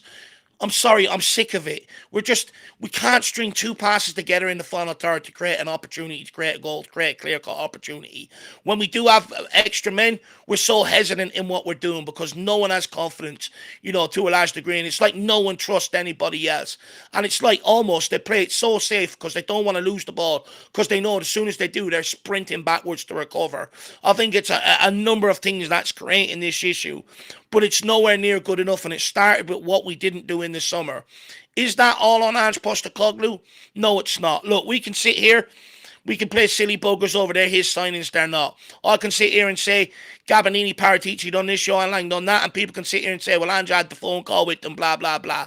The reality is, we fucked up this summer. We did not match the ambitions of the manager, which he stated all last season. I want to be in a title race next summer. Now, okay, granted, he's got two options. He can come out and absolutely ridicule the club for the transfer business. He's sacked, and he'll find it hard to get another job at this level if that's the way managers are going to conduct themselves. So he's never going to do that. The guy is trying to work with what he's got. The fact that he leaves his substitution so late shows to me he does not trust the options that we have provided him to come off the bench. I think in large parts, it gets us into the right areas. But when it comes down to that decision making, that's not on the manager. That is on the players that we've brought, that I thought some of them were bang average anyway, and we were adding to the problem. And it's gotten to the point now where we constantly rotating that forward line to try and find the best front three. Because we built it up with so many average players, we sold the world's best striker to fill it with what? Dog shit.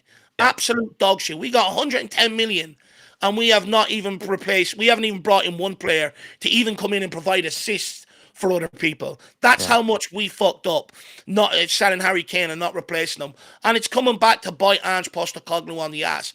Yes, defensively, there's certain things, set pieces, stuff like that we really should be doing a lot better on. Today, we can see the 2 against Arsenal last season in the North London Derby. We can see the 16 in general last season. And it's one area today, Arsenal are going to look to exploit. And then we have one switch off, we're absolutely punished. And I get what people say, that with these tactics, it doesn't really allow, us to get away with slipping up. But I'd argue some of the slips up we've seen are more lapses in concentration rather than the actual system itself. Yeah. But, with Ange Postecoglou's system, it relies on him having quality players. And I don't just blame the board, because when Ange first came in, nobody knew anything about him. And then all of a sudden, all these experts popped out saying he uses 3 flexible players across the front line and stuff like that. And he doesn't. He said himself he needs a striker. He needs quality players in the forward line. And that's what it comes down to. And I feel like we've let him down. Just like we let Conte and Jose down. Their system relied on defenders. Yet we brought in absolutely dross across the back line and said, that's what we're providing you with. Go and make it work. They hadn't, and we all got caught up. He's the problem, they're the problem, they're the problem. And at some point, we have to sit here and say, and I know it's hard, I know it's tough, especially after a North London derby, but you have to sit here and look elsewhere at some point and stop going for the immediate. But it's a results-based business, and I don't want to... Ange Postecoglou is under pressure to deliver. If he loses Wednesday night, there are 2 games Spurs fans will not tolerate losing. A North London derby at home and going out of the cup. If he loses them, the Ange out voices are going to come growing. And they're not from one section of the fan base. These are people are coming out more and more after every single game. People's patience and that are being tested right now. Yeah. And on the opposite side, you can sit here and you can say, look, like you do with Brendan Johnson, you should give unwavering support to the manager and stuff like that. Great, but it's not going to do anything. At the end of the day, results are what keeps the manager in the job. And if they're not coming, he's under pressure. And I don't want to put the guy under pressure. It's not me putting him under pressure, but it's the lack of results. And it is becoming a concern. It's not just the way we started this season. This is from November last year. Yeah. Paul Markey, I mean, I can understand why you're starting to lean towards Anjout. Personally, I am not. I don't feel like it is on him. There are things I could criticize him with. I just don't think that that's necessary in a game like this. I think it falls on different people, and I think it falls on the board for the lack of a convincing transfer window for the players we brought in up front. To also the defensive mistake from Romero, yet again, letting us down in that regard. To the forward line, just letting us down. But I could see why, with these results, why it's hard not to start eventually looking at the manager. I totally get it. I mean, believe me, Dave and I have been having these conversations behind closed doors. So big up to you, Paul Markey, and thanks for the support as always, my friend. You've been very kind to us. Jerome saying, I swear I cannot do this at all. I can't do this. We cannot shoot at all. I'm so sick of Romero, lack of concentration. I think that's just the two things that we've been having to repeat ourselves on this season. Romero switching off, his head just being completely gone, being elsewhere, not being strong enough, not being good enough against that Gabriel. It's just all on him there. And then also just those moments where Jerome, like, it feels like I'm confused what these guys are even working on. They can't pass, they can't cross, they can't shoot, they can't even get a bloody shot on target in really, really good areas. Like, I'm just asking for them just to at least get it on target, at least make Rayo work. And they just don't. And it's so frustrating to watch. And it's so frustrating to have to explain every single time. I think that's the core of the issue. The core of the issue is we have forwards that have good areas and good opportunities to at least challenge the keeper. I'm not saying they need to score all of these chances, but they don't even make the keeper work. And it's so frustrating for me. And then also it's combined with Romero has not been as solid as he was last season and putting out fires for us. Last season, you could argue he was about as good as Van de Ven was at putting out danger, putting out fires. This season, he's probably been responsible for almost all the goals that we've conceded. It's been really, really frustrating for me, Jerome. I just keep repeating myself. Artist T saying, now imagine what'll happen when Sonny is gone. Newcastle, and now this is a preview of what it will look like. First Kane, next up is Sonny.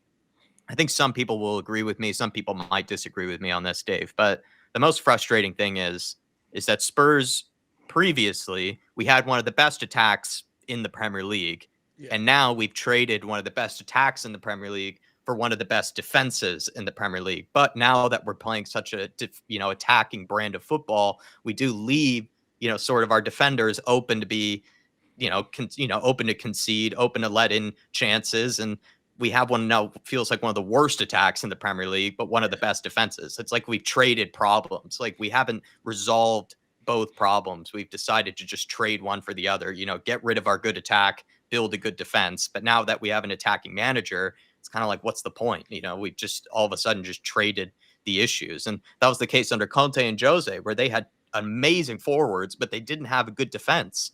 And now we have amazing defense, but we don't really have great forwards up top. And it's just, I don't know. It's just so frustrating to be. It's really frustrating because all under Jose and Conte, all you heard is the best form of defense is attack. You play to your strengths. You play to the forward line strengths. Now we've got Postecoglou in. Now all of a sudden, the best form of attack is defense. It's absolutely madness, and it's just, I'll be honest, it's just pissing me off. When are they just going to put a complete squad out there? Like this is the thing, right? If I can sit there and many others can sit there and highlight problems and see us sleepwalking into these problems, then what are these people in and around the club getting paid thousands and thousands to do? With all the geniuses we have in recruitment, how did no one stick their hand up and say, look, guys, I think we're going to leave Ange a bit short here in the forward line. We need a bit more proven quality. And the thing is, there was no excuse for it this summer because there were players on the market. That's the thing. There was players on the market. You look at Chiesa that went to Liverpool, didn't even bother testing the waters with Juventus, despite Paratici in the past having great relationship with them. Kingsley Coman came up for loan later on in the transfer window, but because we knee-jerked on bringing Werner in here, meant we couldn't go for someone like him. We just absolutely pissed about this window. We completely messed it up, and it really annoys me. It's like we bring in a manager. Like I said, we brought in Conte and Jose, and we give them absolute crap to work with. And it's like, well, you're supposed to be a specialist in this area, so you will make it work. And then, we get rid of that. We bring in some good defenders, I think. I think if we had a pragmatic manager, I think that back four wouldn't concede goals. I think we've got really good players across that back line. But then we go to the manager, okay, you're an expert with it going forward. We'll give you average players. You'll make it work though, right? And it's just absolutely embarrassing.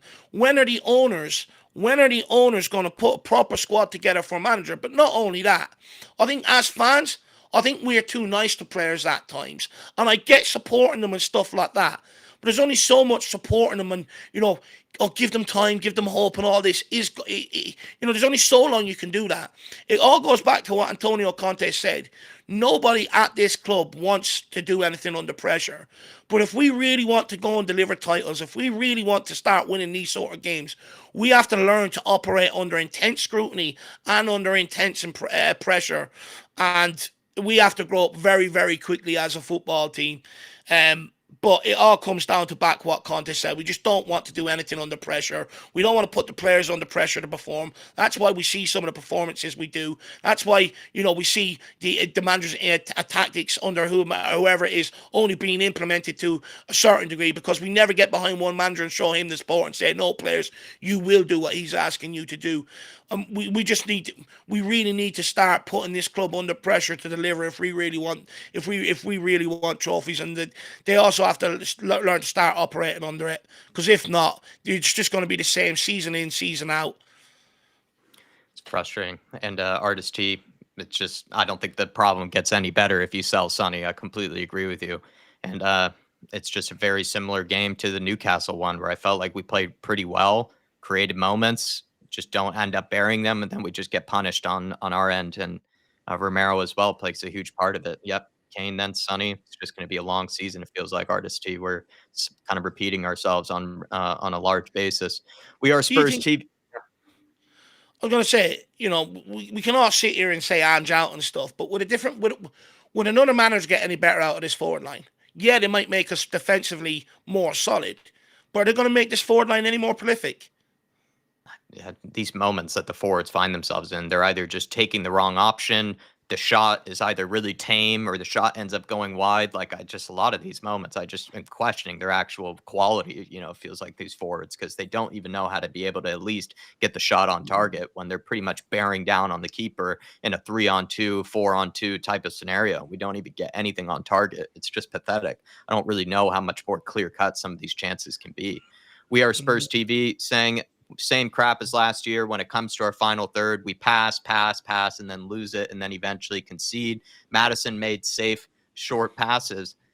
I could see, to be honest, I'm not going to try to defend Maddison too much. I don't think he was really the problem in this game. I actually thought he played all right for the most part. I don't really understand why Kulusevski stayed on as long as he did. We are Spurs TV. That's just me personally. I don't think Kulusevski had that good enough of a game to stay on for the whole 90 minutes. I think Maddison actually had more to offer in at least the creativity department. But when it comes to the final third, it just feels like everyone is toothless, from Kulusevski to Brennan Johnson to Sonny. Didn't even get that many chances in front of goal to make something happen. Solanke, he huffed and he puffed, but he didn't really get the chances that he probably needs. But the one chance that he did have, he really wasted it, and he really did quite poor with it at the end of the day. And it just feels like the whole forward line is just so toothless, to be honest. But for me, I agree. It has been kind of the same crap of last year, where we're just toothless in the final third.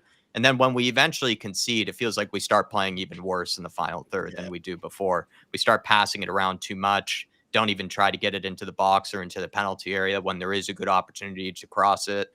Just everything just feels wrong. It just feels like everyone just makes the wrong decision on so many occasions. It's really frustrating to watch. We are Spurs TV. Lightwork, member for 18 months. Big up to you. Thank you for the support for this channel. Thanks for even tolerating us for as long as you have, Lightwork. He says, who do you bring if Ange gets sacked this season? I don't really want to go there yet, Lightwork, if I'm going to be perfectly honest. Southgate. My only thing, that's the club we bring in. Southgate. My only thing is Spurs just have to continue with the same mindset that they had when they brought in someone like Ange, is that they need to bring in another attack-minded manager, someone who will try to get the best out of what he has available to him, but will still bring that exciting brand of football that Spurs fans, I think, originally wanted. I think Spurs fans have, to a degree, exposed themselves, because they said when they had Conte and Jose, guys who are results managers, like those guys get you results and they get you trophies. We kept saying, oh, no, what we want is attacking football. We want to be entertained. We don't care as much about winning every single game as long as we're entertained. for the most part, I'd say with Ange, like he's tried his best to do that. Like he has tried to bring an attacking brand of football that for the most part is entertaining. It's just the results have not come with it. And it's going to take time, it feels like, for these results to really start, coming in at a consistent flow.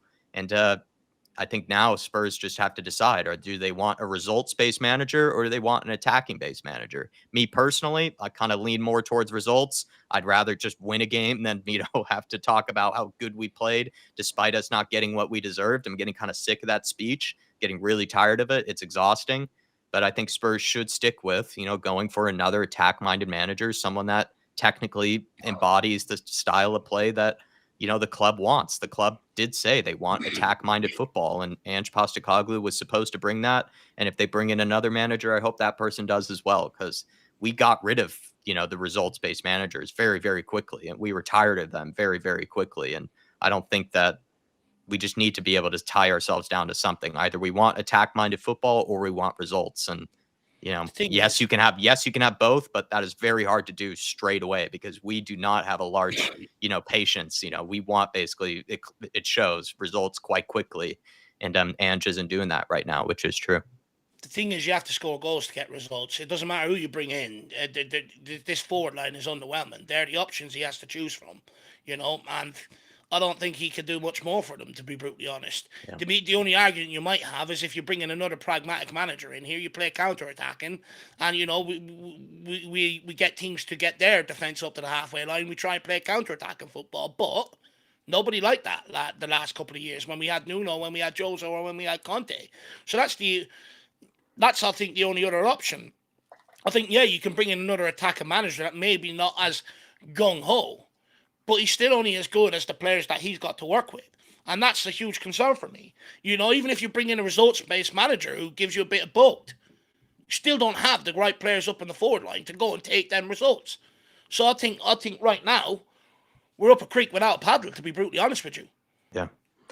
And I think it's, let me see this, Sort of Bill says, we've gone a complete 180 from being a team that wasn't good enough defensively to playing counterattacking. Now we're not good enough attacking to do even possession-based football. I think spot on. I think that's what I was trying to more or less say earlier. I think we have kind of just gone completely 180, where we used to be a team that tried to hit teams on the counterattack and then rely on really good forwards to be able to bury whatever chances came their way. We had that with Kane and Son.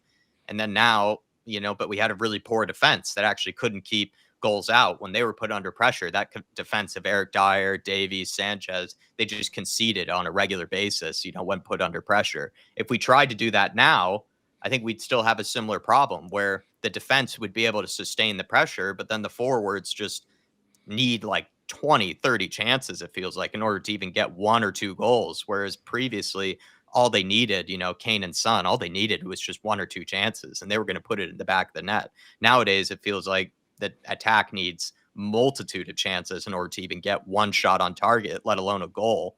And the defense, in my opinion, I rate Van de Ven, I rate Romero. I know Romero's not been good of late, but I still rate him. I rate Pedro Porro. I rate Udogie.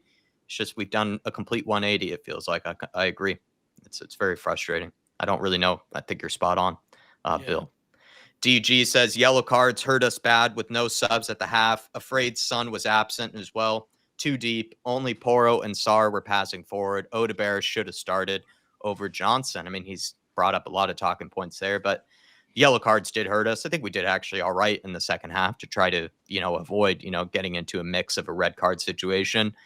Son probably was more absent in the second half, I'd say. I think he was all right in the first half, but he did disappear in the second half. So did Solanke. Solanke kind of disappeared in the second half. But Dave, I mean, Odegaard over Johnson. Johnson, he started well in the first half, but again, we're just repeating ourselves. He just didn't take the chances that came his way. But this is the thing, most fans would have said start Johnson coming into this because he had an impact off the bench against Newcastle. You know what I mean? Back and forth. This is what I was saying. It really doesn't matter who you start. It was a bit like our backline underneath Antonio Conte. It doesn't matter who you play. If the quality's not there, it's going to come back and hurt you. And that, like, we learned this lesson when we were using Dyer, Davies, Sanchez, people like that. It doesn't matter what combination you play. It's just not good enough. They're all below par. And unfortunately, right now, it's the same out on the right-hand side. I don't think it matters who you play. And that's why I was sitting there going, we needed quality this summer. We needed to really address it with some quality that as soon as you buy it, you go, bam, he walks into that first 11 and you know he's going to deliver. But when we signed some of the players that we have for that right-hand side, it honestly doesn't matter who you pick because he could have started Udeberg today, and he could have been piss poor, and then people would have said, "Oh, Yeah, should have started Johnson. he should have Yeah. started Johnson." But the reality is, both of them make more of an impact off the bench because there's a lot more room for them to work in. When teams sit in tight and there's not as much room and the game's not as stretched, Udeberg, yes, I think he has a bit more better footwork and that. But at the end of the day, the guy gets himself into great positions. But when the moment comes to delivering that final pass, it's the same with Brennan Johnson. Whether Johnson's played into good positions, but it's that final ball. And the reality is, it doesn't matter who you start. You could put Timo out there. The same shit's going to happen. And it's just atrocious. Look, I've seen us sleepwalking into this in the summer. I've seen it. I highlighted it. And the reality is, it just doesn't matter who you play.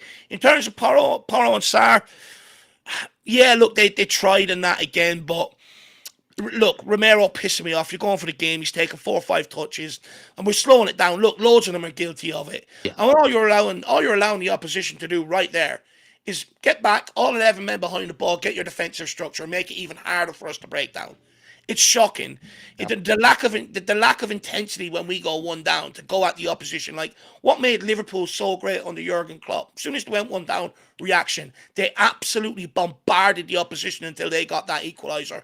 Till they went on and got that winner. With us, you look at it there towards the end of the game. How many people are swinging stuff in with hope rather than actually belief in what they're doing and that someone's going to get on the end of it? No one. It's all just, I'll swing it in here and see what happens. DG, thank you for your support, and thank you for your support as well as a member. And I think there are a lot of talking points from there. Big up, DG. We just have to be as efficient as we can, while also, giving you the respect that you deserve for, those great talking points. So thank you for the support. Moondog saying we are attacking way too slow. I think we started attacking too slow the moment we concede, Moondog. I don't know how you feel about that, but I think Spurs try to attack with some sort of speed, some sort of, kind of urgency when it's still level, when we're a goal up. But the moment that we concede, all of a sudden, we really do start playing within ourselves and we pass it around slowly, taking way too much time on the ball, not crossing it into the box when we should be. We don't show that sense of urgency when we do go a goal down. I don't get it. I think that's more a mentality thing than it really is a tactics thing. I think the Spurs players just end up kind of, just losing their heads a bit and forget that they are a goal down for some reason. I don't know why they need reminding that they're a goal down, but it does feel that way, the way that they start attacking, when we go down and we concede. But that's just how I feel about it. I think that happens more often when we end up losing. Leon M96 Coys saying Ange is effing shit. He needs to go. I mean, Dave and I, like I said, behind closed doors, we're big defenders of Ange. We feel like he is trying to build something here, but the end of the day, results are results, and he's not getting good results at the moment, and he's going to have to answer to that. Whether that's fair, whether that's right, whether that's wrong, doesn't really matter. Results are a huge part of being a manager, especially at a huge football club like Spurs, and you're going to end up getting the can or end up getting the sack eventually if you don't get results going your way. Whether it's pretty, whether it's not pretty, the results matter. Even Ange just said that recently in one of his press conferences. He's well aware of that results are a huge part of keeping your job as a manager. And at the moment, Leon, he's not doing that. I don't think it's for the most part, I don't think it is his fault. At the end of the day, though, he is going to take the blame for it because that's what the manager needs to do. Manager needs to get results some way, somehow. And he's not. He's just not at this moment. And that's the thing. Look, it doesn't matter how much me and others come out and defend the guy. At the end of the day, the only people that can defend him is the players on the pitch to start producing results. That's it at the end of the day. I'm not going to get into arguments like I have done with people in years gone by over management and stuff like that. At the end of the day, it's results-based business. If you don't bring results, you're under pressure. That's it at the end of the day. But what I will say is, everyone that's sitting there going, Ange out, I presume a lot of them were Jose out, Conte out, etc., etc. Getting them out the door, has it progressed this club? Has it took us in the right direction, etc., etc.? No. Which means at some point, again, I'll reiterate, at some point, whether it's this manager or the next guy we bring in, We have to show patience to build it. We've seen the only way of catching this Man City juggernaut is when Liverpool gave Klopp time to build it, when Arsenal have given Arteta time to build it. It's the only time they've been challenged, and that's the route we have to go down. We go on like Chelsea fans in a way. You know, they've had Abramovich for years. As soon as a manager wasn't getting results, they could hire and fire him because they had the best in class 2-3 times on the squad roster for each position. So they could pinpoint it on the manager. We can't really pinpoint everything on the manager because they don't have that, but yet we operate like we're under the Abramovich era. We're not. We know what our owners are, which means a manager needs time, and that's the only thing I'm going to stress. Like I said, whether it's this manager or the next manager. Yeah. Dan Coys, appreciate you, man. Thanks for tolerating us for as long as you have, especially as a member. He's saying poor result, but a great watch along. Come on, you Harris Army. Thanks, Dan. I appreciate that.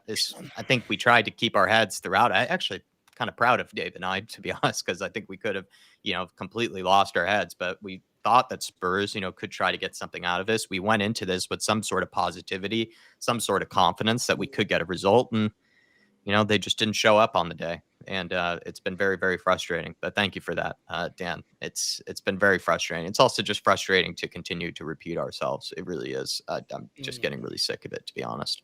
Thank you, Dan, though. And it's a really poor result. And you can't beat around the bush. It's just, the players as well as Ange Postecoglou and the board, everyone have to answer to it. Thank you, though, for the support. 2J, good to see you, 2J. Saying, for me, this isn't even down to Ange. Our players are making absolutely shit decisions. We're creating more chances than the opposition are. 2J, I mean, you're saying the same thing we are. A lot of people might disagree, but that's how I feel about it. I mean, Dave, I think 2J is pretty much just saying what we've been saying, is that it's these players. I mean, they're just making terrible decisions in the final third. We have created more chances, I think, than our opponents have in almost every single game, but we end up not actually scoring the goals that we need to in order to get the result that we probably deserve. And it's just frustrating. And the thing is, what annoys me, and this is why I'm starting to think it's a bit of an inherent problem at Tottenham. That's almost, it's okay if you don't win. It's sort of, there's no pressure on it to deliver. It's because we've had different sets of players that were producing the same sort of weak mentality, the same sort of not executing the manager's tactics to the fullest, and it's almost like they're always left with a get out of jail free card. And for me, there really needs to be like I said, we really need to start putting pressure on everybody in the club to start delivering. At the end of the day, these people come in and they work for the club, yes. But at the end of the day, they do it for us, the people that support this club, the people that are the bread and butter of this club, the people that are backbone of this club. Without a fan base, there is no club. It's that simple. And we should start demanding more of every single player that walks in here. We should start demanding more from the owners, start demanding more from the recruitment team, start demanding more from the management. We're a big club, but I would argue, as I think the reason why we're always like this, like the failure inside the big six, is because there is no pressure to really deliver. It's like, let's go in and see what we can do, rather than, look, we want a title challenge this year, put the squad on the pitch to deliver. But look, again, Romero switching off. I think he's already had his head turned. I think, Real Madrid came looking for him this summer. Okay, Daniel Levy didn't give them a price. That's a good thing on his behalf. But coming to this summer, Romero only has 2 years left on his contract. And if you think there's not representatives from Madrid getting into him or his people promising that they're going to go all out for him next summer, don't sign a contract at Tottenham. We're sadly mistaken. If we're sitting there thinking that Romero has looked at our summer transfer business and goes, yep, that's going to bring me on to win titles, we're sadly mistaken. And that was another reason why we needed another big window to keep our best players here. And we've let them down. And unfortunately, you come into this season, Romero, he's been at fault for, you can pinpoint him for a large portion of the goals we've conceded. But we've allowed his head to be turned. It's just shocking. Yeah. 2J, I just think we completely agree with you. Well, just say that one more time. Completely agree with you how you feel on it. It's just terrible decision making, then final third, and then we just end up paying the price for it. Donovan Ostriker saying, I'm not Ange out, but 0 goals and an attacking system, quotes, versus our biggest rivals at home is just completely unacceptable. I agree, Donovan. And then Kane leaving really did fuck us. We were spoiled. Oh, I mean, again, I'm sorry, you and 2J are just kind of saying exactly how we feel about it. I mean, people are welcome to feel differently. People are welcome to disagree. As you can tell, Dave and I we say what we believe, whether you think we're crazy or delusional or not. We say what we believe. We're not going to shout you down or tell you that you're wrong or anything. But I agree with 2J and Donovan in the last two super chats. I do. I very much do. I think, 0 goals in an attacking system is unacceptable. I think some of that can rest on Ange's shoulders, but a lot of that for me does fall on the forward players who are just making terrible decisions in the final third. And then what we said earlier, someone like Kane leaving, we had two world-class strikers up front with Son and Kane, and then we haven't properly replaced them or properly given them that added help. I think Sonny just needs help, personally. I just think he needs someone else that can actually deliver when he isn't, and Johnson isn't going to do that. Kulusevski, sadly, isn't doing that. And then Solanke, I have a lot of faith in the guy, but, he's someone who's also technically not guaranteed to be giving you, what you might need up top. And we were spoiled. We were. And now I think we have excellent defenders and Romero, Van de Ven, Poro, Udogi, but this sort of attacking system does leave them open to be hurt and punished. And I don't know. We've traded one problem for another problem, and it's really frustrating, Donovan. It's really frustrating. Look, I struggle to have the Kane conversation or the forward line conversation anymore, because anytime I do, rather than people go, do you know what, Dave? In fairness, you were right, a couple of summers ago when this situation was coming about. Even if he did want to leave, we need to be bringing in proper quality in that forward line, to replace him, But, people would rather just turn around and go, oh, you just love him, get over him and stuff like that. It's not even, and the thing is, it's not even about that. It's not even about that. It's caused us a massive problem, but almost no one wants to talk about it because most people are on the wrong side of the debate or the wrong side of the argument when it came around. Sell him, it'll be fine, blah, we'll move on. Yeah, we've moved on, but what cost? At what cost? We're already talking about maybe changing manager because of it. You know what I mean? And the thing is, when you go and replace them with Brennan Johnson, who's only ever played at Nottingham Forest down in the relegation battle a lot of the times, when you bring in a Timo Werner who went to Chelsea, couldn't fire, went back to Leipzig, couldn't fire, and you bring in a guy and you go, do you know what? The evidence isn't there to suggest he's going to be a massive boost to our forward line for Ange Postecoglou.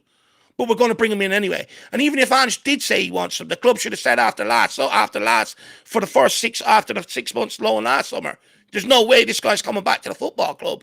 Then not only that, you double down, you go down to a team that got relegated, and you go, we'll have their winger as well. Yeah. You know what I mean? Yeah. It's shocking. It's absolutely shocking. Yeah. But look, even if you get rid of this manager, the defence won't become so much of a talking point, but the forward line will. And then people will understand what I'm talking about. We took for granted having world-class finishers and Sonny and Kane in their prime. We took it for granted, and we sort of thought that that's just elementary, that anybody can do that. No, I mean, there's only so many people in the world that can do what they were doing for us back in the day, and now we're paying the price for not properly giving them competition / replacing them, in my opinion, Donovan. Daniel Larson saying, if anyone says to me that Romero and Son are world-class, you are lying to yourself. Listen, with Romero, he's had an absolute stinker to begin this season with. I do think there's a world-class player in there. I'm looking forward to you giving me an earful on the fan show, Daniel. I'd look forward to that. And then with Sonny, I think Sonny, to my opinion, still is world-class. He could start to maybe be showing the signs of fading a little bit, but I still think he's our best forward at the moment in time. Be nice to have someone else in the forward lineup that would be comparable to him, if not better than him. I think that's what we needed, was to sign someone that's probably better than Sonny, that can actually take the reins off of him, take some of that burden off of him. And I think he's struggling to carry the team right now. But don't get me wrong, like, he disappeared in the second half. He's disappeared in some of the games this season. I don't think it's on him, though. I think it's more on some of the guys that did end up with the chances. And that was Johnson, who ended up with the majority of the chances, and Kulusevski, in my opinion, ended up with the majority of the chances. And then Solanke had one or two as well that he could have maybe done better with. So Sonny, yes, he disappeared, but the chances that did come certain strikers or forwards' way, they're not doing anything about it. They're not, making that claim that they are the next guys in line. And then we end up just punishing our best players. And I still think Sonny's our best player in that forward line. Shouldn't probably be the case that he is, but he still is. And I don't like it when we end up blaming him. With Romero as well, like, I think he is a world-class player. It's just this start of the season, he's had an absolute stinker, and there's no way of going around that. I can't defend him. But the thing is, again, I don't want to get sucked into these conversations, because that's not the conversation we should be having. We didn't lose the game today because Son and Romero aren't world class. We lost the game today because we didn't have enough talent to put in around these players. That's the conversation that should be happening. Daniel, I look forward though to you, talking to us on the fan show if you have time for it, or also send in a fan cam, send in a post-match fan cam if you feel really strongly about something that you feel like Dave and I just aren't mentioning. Azad Hamid, I'm going to take your 2 super chats, sort of combine them together. Thank you for the support, man. And he's saying, Ange out tonight. This is not on Levy. This is on Ange. And then he also said, who brought in Johnson, Werner, Solanke? It was Ange that this is on him. The club backed him. They brought in his signings. I'm sorry. Stop with the nonsense. He has to go now. Ange out. Azad, I mean, there are probably a lot of people that agree with you when it comes to Ange that he needs to go soon. I don't feel that way personally. I'm not going to try to cater to you or anything. I really appreciate the support, but I'm not just going to try to agree with you just for the sake of it. I'm going to have to disagree. I don't think Ange needs to go tonight. I do think that the results are becoming concerning and he needs to turn them around quickly. But I don't think that performances like these really fall on him at the end of the day. Yes, he takes some blame. Absolutely, he does. It's just I don't think it falls on him. And to be honest, I think the signings of, kind of Solanke, Werner, Johnson, yes, are technically his signings. But, I don't really know if it's technically all on him. Like with Johnson, we needed to sign a homegrown player.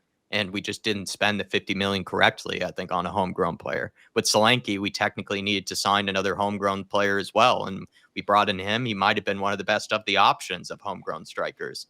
And we're just not getting the fruits of it. With Timo Werner, I think it probably was his choice to bring in Timo Werner. And I'm not sure if it was his choice to bring him in a second time, but that's also just come back to haunt him. I mean, I'd say Johnson and Werner are very frustrating. I think we have to give Solanke more time, but I don't know, man. I think a lot of people will agree with you and probably a lot of people will disagree with me. So I'm not going to act like, your opinion is in any way different from a lot of the Spurs fans. I think a lot of Spurs fans might agree with you. No, look, for me, the way modern day football works is a manager sort of gets 2 to 3 players that he wants, and then the rest are club signings in a lot of other positions. But when you look at the one, like the research I'd done, and I think it was Sky Sports and a couple of other outlets reported on it, Ange really wanted Johnson. He was the one that he picked out of the homegrown market for us to go after. Werner, I know that Ange tried to bring him to Celtic before he came to Tottenham. So you'd have to say that's Ange Postecoglou. With Solanke, again, we had to shop in the homegrown market, which I think this is where there has to be a bit of understanding, and there probably isn't that time from the fan base. But you reduce 90% of your market. You leave yourself with 10% in the market to shop in. And for anyone that says, why did he have to do it? Because me and Jack were highlighting for years, at some point, we were going to have to address the homegrown issue because it's piss poor and it makes up 8 players of your squad that you end up relying on and they're not good enough. We need to try and improve it. And yet, when you look at some of them signings, you would say underwhelming for sure. But then some of the other signings that we've made, double down on it. But Udaber and stuff like that. That one they could have done a long time ago. That one was off the data scouting model, and why bring him in if you already need to bring in more players to make an immediate impact and stuff like that. Look, at the end of the day, we do this to every manager. We nitpick everything else. We've chopped and changed managers as Eid. Where's it got us? All we're doing is just going around in this perpetual cycle. It's like we've been swept up in a tornado and we just can't get out of it. At some point, you have to give somebody a chance. And yes, it's going to be painful. Yes, it's going to hurt. Yes, it's going to test you. You think Liverpool fans weren't tested when Jurgen Klopp picked up a point or a loss against West Brom and they're over there clapping the fans? You think Arsenal fans weren't tested underneath Arteta? Most of them were screaming for him out. But the club stuck by him. The club helped them get to where they need to go. The club gave them patience. The club gave them time. And look, the reality is, fans can think what they want. You pay enough money to support the club, you can think what you want. And I'm not even going to go at the fans if he gets sacked, or I'm not even going to go at the fans that want him gone. You're more than entitled. Yeah, entitled to your opinion. I want the board to step up and show some resilience. That's who I want, because at the end of the day, fans can make enough noise like they did against Nuno and ultimately get a manager out the door. But at the end of the day, it's the board that makes that decision, not the fan base. And I want them to show some resilience. Yeah. I mean, Ange needed a big win here, Azad, and he didn't get one. And he needs results quickly. So I'd agree with you that at the end of the day, it's down to results. And Ange is at a big enough club that he can't get away with a ton of results like this. Like, he just can't. He needs to start getting results one way or another, and he just hasn't been. And if he doesn't against Coventry and then in other upcoming games, and I'd say, as much as I'm going to try to defend him, you can't lose games like this. You just can't. And I will agree with you there. Thank you for the support, though, Zod. And hopefully you can appreciate that we're not trying to just agree with you for the sake of it. Like, we try to give our opinion, but, we also want to be respectful that, you have yours and we have ours. And hopefully we can find at least some common ground. Maybe D2, appreciate your support, saying time to switch to a back three. Can I take this? I just don't think it's going to happen under Ange Postecoglou, but it could happen under a different manager. It's just not going to happen under Ange. Take it away, Dave. We've only got 3 centre-backs. Can't switch to a back three, can we? That means they're out there every single game, no matter what game you play, whether it's Cup, Europe.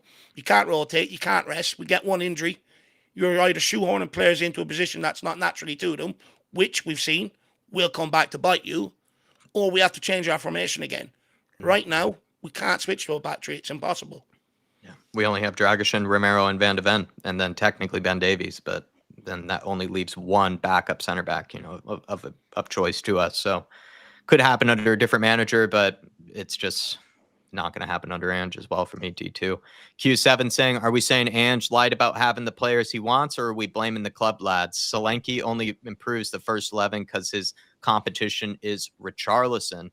Richarlison, at the end of the day, was our second or third best striker last year when it comes to goals and output. But I do know what you mean, that, it's not like Solanke had to take away that position from him. I mean, Richarlison's injured all the time, and he just was going to walk into the starting 11, whether he was good enough or not.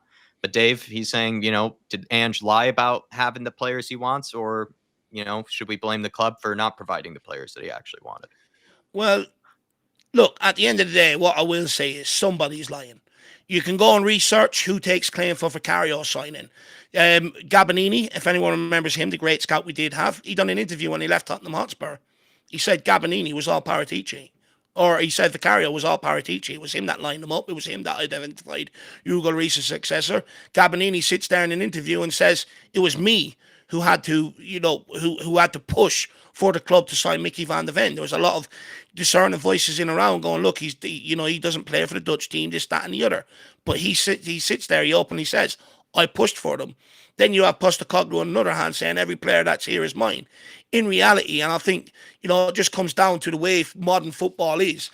I think right now many fans are either stuck with every signing is a club signing and every signing is a manager signing. But in reality, with modern day football, it's a bit of both.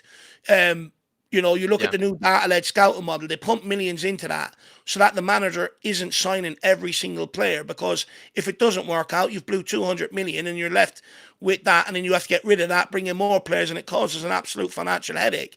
So there will be times where the club says, they look at stats, look at the money, look at the price and go, this is the guy we're bringing in, this is a good opportunistic deal, you work with it. Conte, this Jed Spence one, for example, and then some of them, a manager will come in, like I said, he'll get 2 or 3 signings in certain positions to help implement his style, his philosophy, etc., etc. One weird thing I found is usually a manager will bring in a player that he's worked with to help. Postecoglou hasn't done that. Maybe that hasn't helped him either. But in reality, somebody's lying. But like I said, I think it's a bit of both. I think Postecoglou will get some players he wants, but then there's other players he thinks he has to work with. What I will say is, he's not like, the thing is, he's not like, what good is it that he comes out and does what Conte does about the Jed Spence deal? What good does it do for the player? What good does it do for the club? And what good does it do for the manager? It doesn't. It may appease certain sections of the fan base that will want to hear him say the truth. But at the end of the day, being a manager is more like playing a chessboard now. Sometimes you have to say things to get things. When Conte came out and said the truth, Tottenham ended up spiraling that season. Jed Spence's career has never been the same. And Conte lost his job. So my point is, it does nobody any good. So in reality, I think, it's a bit of both. Yeah. Quickly, I'd add that managers nowadays, like, they do have to in some way, try to act like they are aligned with what the club is doing. Like, because if they don't, then they could get themselves sacked, because we know that the owners are probably sensitive to that type of thing. They don't want to hear the truth, or they don't want the truth to be spoken. And then in a lot of cases, you do see most managers now will just try their best to sing from the club's hymn sheets. Look at even Enzo Maresca over at Chelsea. Like, he's basically doing the best job he can to try to, somehow rationalize all the crazy moves that Chelsea are making on a ridiculous, on the scale that they're doing. He's trying to rationalize having 40 players to pick from. Like, and he acts like it's completely normal. It's not normal, but he will try his best to make it seem like it is. And Ange Postecoglou is going to do something similar with maybe some of the signings that he's either brought in or didn't bring in, but he is going to try to make it look like it is part of his decision as well as the club's. Because if he doesn't, then he could actually get himself sacked by basically showing that he's disgruntled or, not happy with it. Even Scotty Parker did the same thing with Bournemouth. Like, he complained very quickly about not getting enough signings. He was sacked within a week or two after that. So you do line yourself up for pressure when you do that as a manager. And let's be honest, like anybody in any job you have,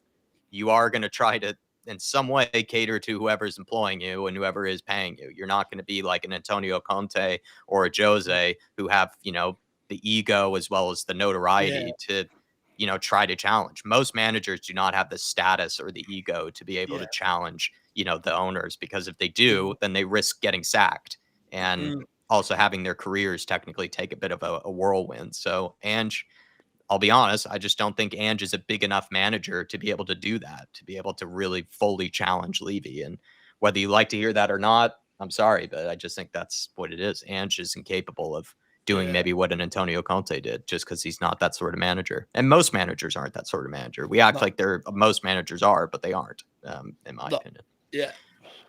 Jacob Bannister, even Gary O'Neill, like I've been listening to recently, he's got no signings at Wolves, and yet he still continues to pretend like, it's okay, for the most part. And like, I think he would probably do himself a favor by complaining, but he isn't, because he wants to keep his job. And I don't blame him for wanting to keep his job. Jacob Bannister saying, of course, big talk from our players, and then they don't even back it up. Jacob, I think is spot on, Dave. I mean, it's frustrating to hear, oh, we want titles, we want to win trophies. This year's is our year. We know what the London Derby means to fans. We've heard it all, Jack. Yeah, heard it all before. Jacob, I completely agree. I'm sorry that it took us so long to get to this, but I completely agree with you, Jacob. It's really frustrating.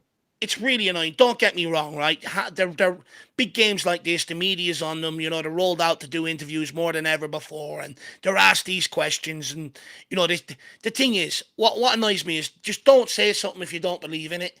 Don't lead us on a merry dance, because I just feel more like everyone, players, management, club, they all exploit the fans because they know we'll just sing at every song and dance. We'll lap up everything they do. But I've said this for so long about Tottenham Hotspur players. Just shut up when you're in the press. Stop giving it the bravado. Stop saying you know what it means, this, that, and the other. And then the performances on the pitch don't match up. Yeah. When you start performing is when you can come out and say that stuff. Until then, button it. Yeah. Shane Bappo saying you never looked like scoring 3-point lane. It's been really frustrating. Yeah, the fact that Arsenal have just now found our ground quite easy actually to get 3 points up. It's really frustrating. And now I think three defeats in a row at our turf in the North London Derby. I think that's a new record. It's pathetic, and it's why I think even us as Spurs fans, we're going into these ones at home actually more nervous than we ever used to be, because even if form out the window, was a cliche kind of saying about these type of games, I don't think it's really the case anymore. Now it's pretty much the case that Arsenal find it quite easy coming over to our place, and it's not a good situation to find yourself in, Shane. Thank you for your support, though, as a member. I can tell that you're a member as well, so thank you for that. Artist Cheese says, how can these players talk about winning trophies but show zero hunger for even a comeback? They would have crumbled against Ajax and Man City with the offside goal. I mean, Artist is right, Dave. I mean, they just don't really have the cojones, and they don't really have the mental, solidity, or they're fragile, really, just these players. The moment that they concede, they just seem to play within themselves. No one seems to step up and be a leader. It's just really frustrating to hear these players talk such a big game, and then when it actually comes to the real moments, they just go hiding. And that's the thing. I'm absolutely fed up with it. And, look, we all get annoyed when other fans clown on us. We get annoyed when our own fans clown on us and stuff like that. But the reality is, until we start showing a better mentality, it's all fucking true. Every time we look like we're on the cusp of just breaking that barrier and really pushing on, for whatever reason, there's a mental block. Whenever the big games come around, there's pressure on them. they crumble. They never really turn up and start performing the way they do in other games and stuff like that. Anytime you get anywhere near a sniff of a trophy, they absolutely crumble yet again. And I'm just fed up with it. I'm sick of being let down. And that's what one thing I've learned this club does. No matter how much I love it, no matter how much I support it, no matter how much I want to try and get behind it, it just fucking lets me down, man. And, there's multiple people to blame. But at the end of the day, it's just really annoying. Like, because you hear all these great things, fluffy things, you hear all the right things you want to hear as a fan, but you don't see the execution of it. Half the time you're left looking at the weekend under. It doesn't matter what manager we have, by the way. You're left looking at it going, what the fuck were we working on during the week? Yeah. Yeah. It's just really annoying. Such a weak mentality. And until we win something, it's always going to stick with us. It's always going to be a problem. Even if we move on, get another manager in, we get close again, it's always going to come back to bite us until we have a team strong enough to get over the line. Yeah. They just don't own up to some of those big words. Like you said, it comes with leadership. We don't have any leadership. No, and we haven't for a while now. Like even before Sonny, like felt that way with Lloris, felt that way with other guys. Just no one seems to be able to live up to what they're saying. They just talk a big game, but they don't actually follow through with it. Thank you for the support, Artist T, by the way. Really appreciate it. In a coma saying, why doesn't anyone effing shoot? So many chances. Yeah. I mean, again, kind of like with Donovan, like with so many of you guys, I completely agree. I don't know what else to say other than I completely agree. It's so frustrating to watch. We'll find ourselves with, a clear opening, a clear lane to be able to get a shot off at Rhea. And then we'll take an extra touch when it's unnecessary, or we'll end up just firing it into the ground and the defender gets a block when he really shouldn't be getting a block in that situation. Or even then, when we actually do get the shot off, just blazed over the bar, or it's blazed wide as if they've never had a shot like that in their life or an opportunity like that in their life. It's just so frustrating. I mean, I don't really rate anybody with the final third chance this season. Like, I like Solanke.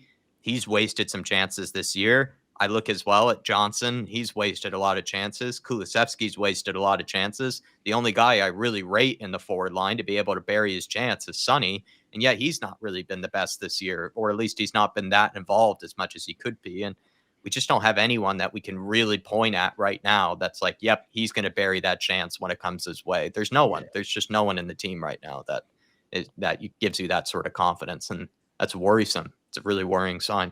Yeah. And the thing is, we can sit here and blame Ange. Ange was asked last season, because it was a problem last season, if people remember. But Ange was asked last season, are you telling your players not to shoot? He said, no, of course not. They have license to shoot. But no one wants to take that responsibility. That's what I'm saying. Everyone wants to play safe. And I do think a large part of it is because of the way we set up. When we lose the ball, they're often having to travel back the full length of the pitch rather than half a pitch or whatever. So their sprints are a lot longer than what they usually do. And I think that's half the reason. I think that's why the players are playing safe, because when you have a lot of technical players, which I was one myself, you want the ball, but you're not so hungry when you're out of possession to go and get that ball. But when you're in possession, you're dropping, you're moving everywhere to get it. It's a different hunger to want to do it out of possession. And I think that's half of our problem, that the players don't want to do that running backwards, so they tend to take the safer option a lot of the times. And that's why I think we're sitting there looking at them trying to create the perfect opportunity. Yeah. Carl Knight, appreciate your support. Thank you so much, friend. And he says, Spurs are really poor. Time for a new manager. Great commentary as usual from Dave and Jack. Levy out. I mean, I look forward to Levy's meeting with the fans, Carl, as well as Ange Postecoglou. So we'll see how that goes down. Yeah. Probably like a lead balloon, really. Yeah. And I mean, thanks for supporting us. And it sounds like, you want the manager to be gone. I mean, listen, Dave and I, like I said, behind closed doors, with each other, when we have these sort of personal phone calls or messages, we've been saying to each other, like, the results can't really go this way for that much longer. As much as he and I try to defend Ange Postecoglou, results are results, and Spurs are a big enough club that you can't get away with results like this for that much longer. Yeah. And Ange Postecoglou, I think, has to answer to that. And I'm pretty sure he's well aware of that. Like, I think he is. He said that press conference will be interesting. Exactly. He said that in his press conference, that he knows that results do mean a lot, and it's a results business being a manager. And Carl, if you're done with the manager, listen, I don't really blame you, because I can't take these results for that much longer. I really can't. Like I'm finding it hard to repeat myself this often. I'm finding it hard to continue to have to defend him. I do think it's right, some of the things I'm making, that, to defend him. It is only opinions at the end of the day. If you feel like, he has things that he's doing wrong or things that he could control that he's not doing, I mean, that's fair. And the results are just unacceptable, and people have to take blame for that. People have to be held responsible for it, whether it's the board, whether it's the players, whether it's the manager. But people need to be taking responsibility for this, and usually it's the manager that ends up going. And Carl, just want to say, even though we probably have said things tonight that you might have disagreed with, thanks for listening and hearing us out. Yeah. Thank you for the really kind comment. Really appreciate it. Nah, big up, Carl. Look, unfortunately, not the result we wanted today. Look, in reality, the manager takes the blame usually because it's the cheapest and the easiest thing to do, right? You can't sack an entire squad. The board ain't going to sack themselves, so it's always usually the manager that takes the blame. And I get it. If people want him out, they want him out. But then we need to start having other conversations. Then I would argue once we do go through this process, that's the process people want to undertake, because it can't be the next manager's fault. It can't keep being the manager's fault all the time. That we have to look deeper beyond that then at some point, if you get what I'm saying. Yeah. Big up, Carl.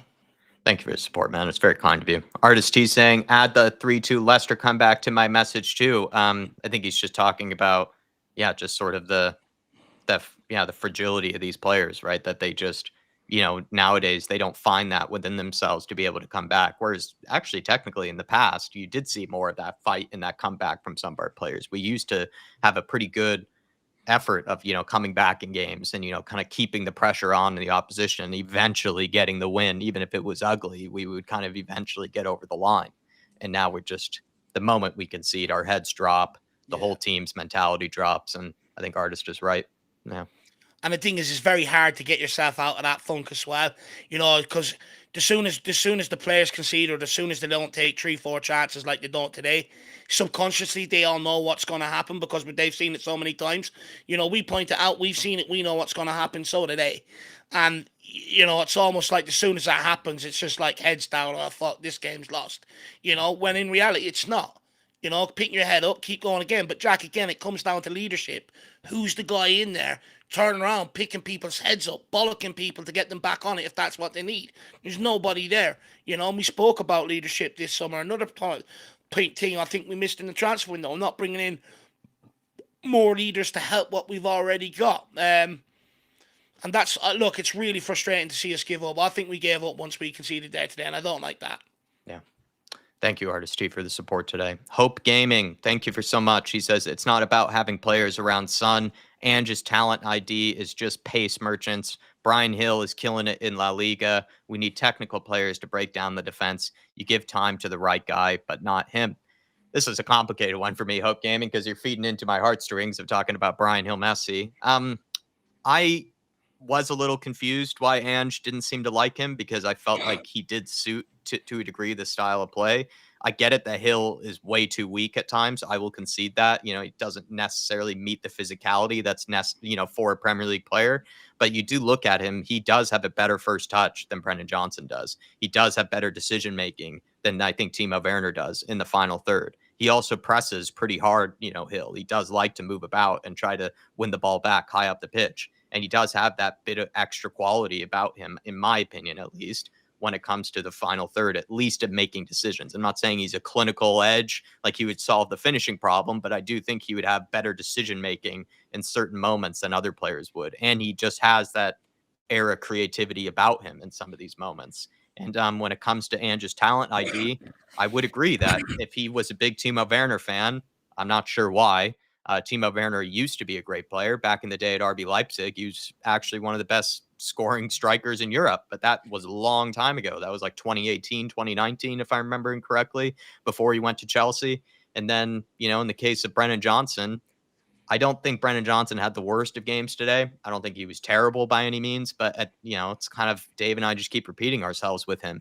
He did find himself with the majority of the good chances, and he doesn't really do very much with it. Like, he gets into the right areas, he gets into good positions, but he just sort of leaves you wanting more, and he leaves you just frustrated at the end of the day. And Kulusevski, I'd also throw in that bracket, but that's technically not Ange's player. It's just Yeah, I agree with a lot of what you had to say here. Kind of through gritted teeth, to be honest, Hope Gaming, because, I don't think Ange is the problem, but two of the players that he's been very loyal to, Timo Werner as well as Brennan Johnson, I don't think are good enough for Spurs. I just don't.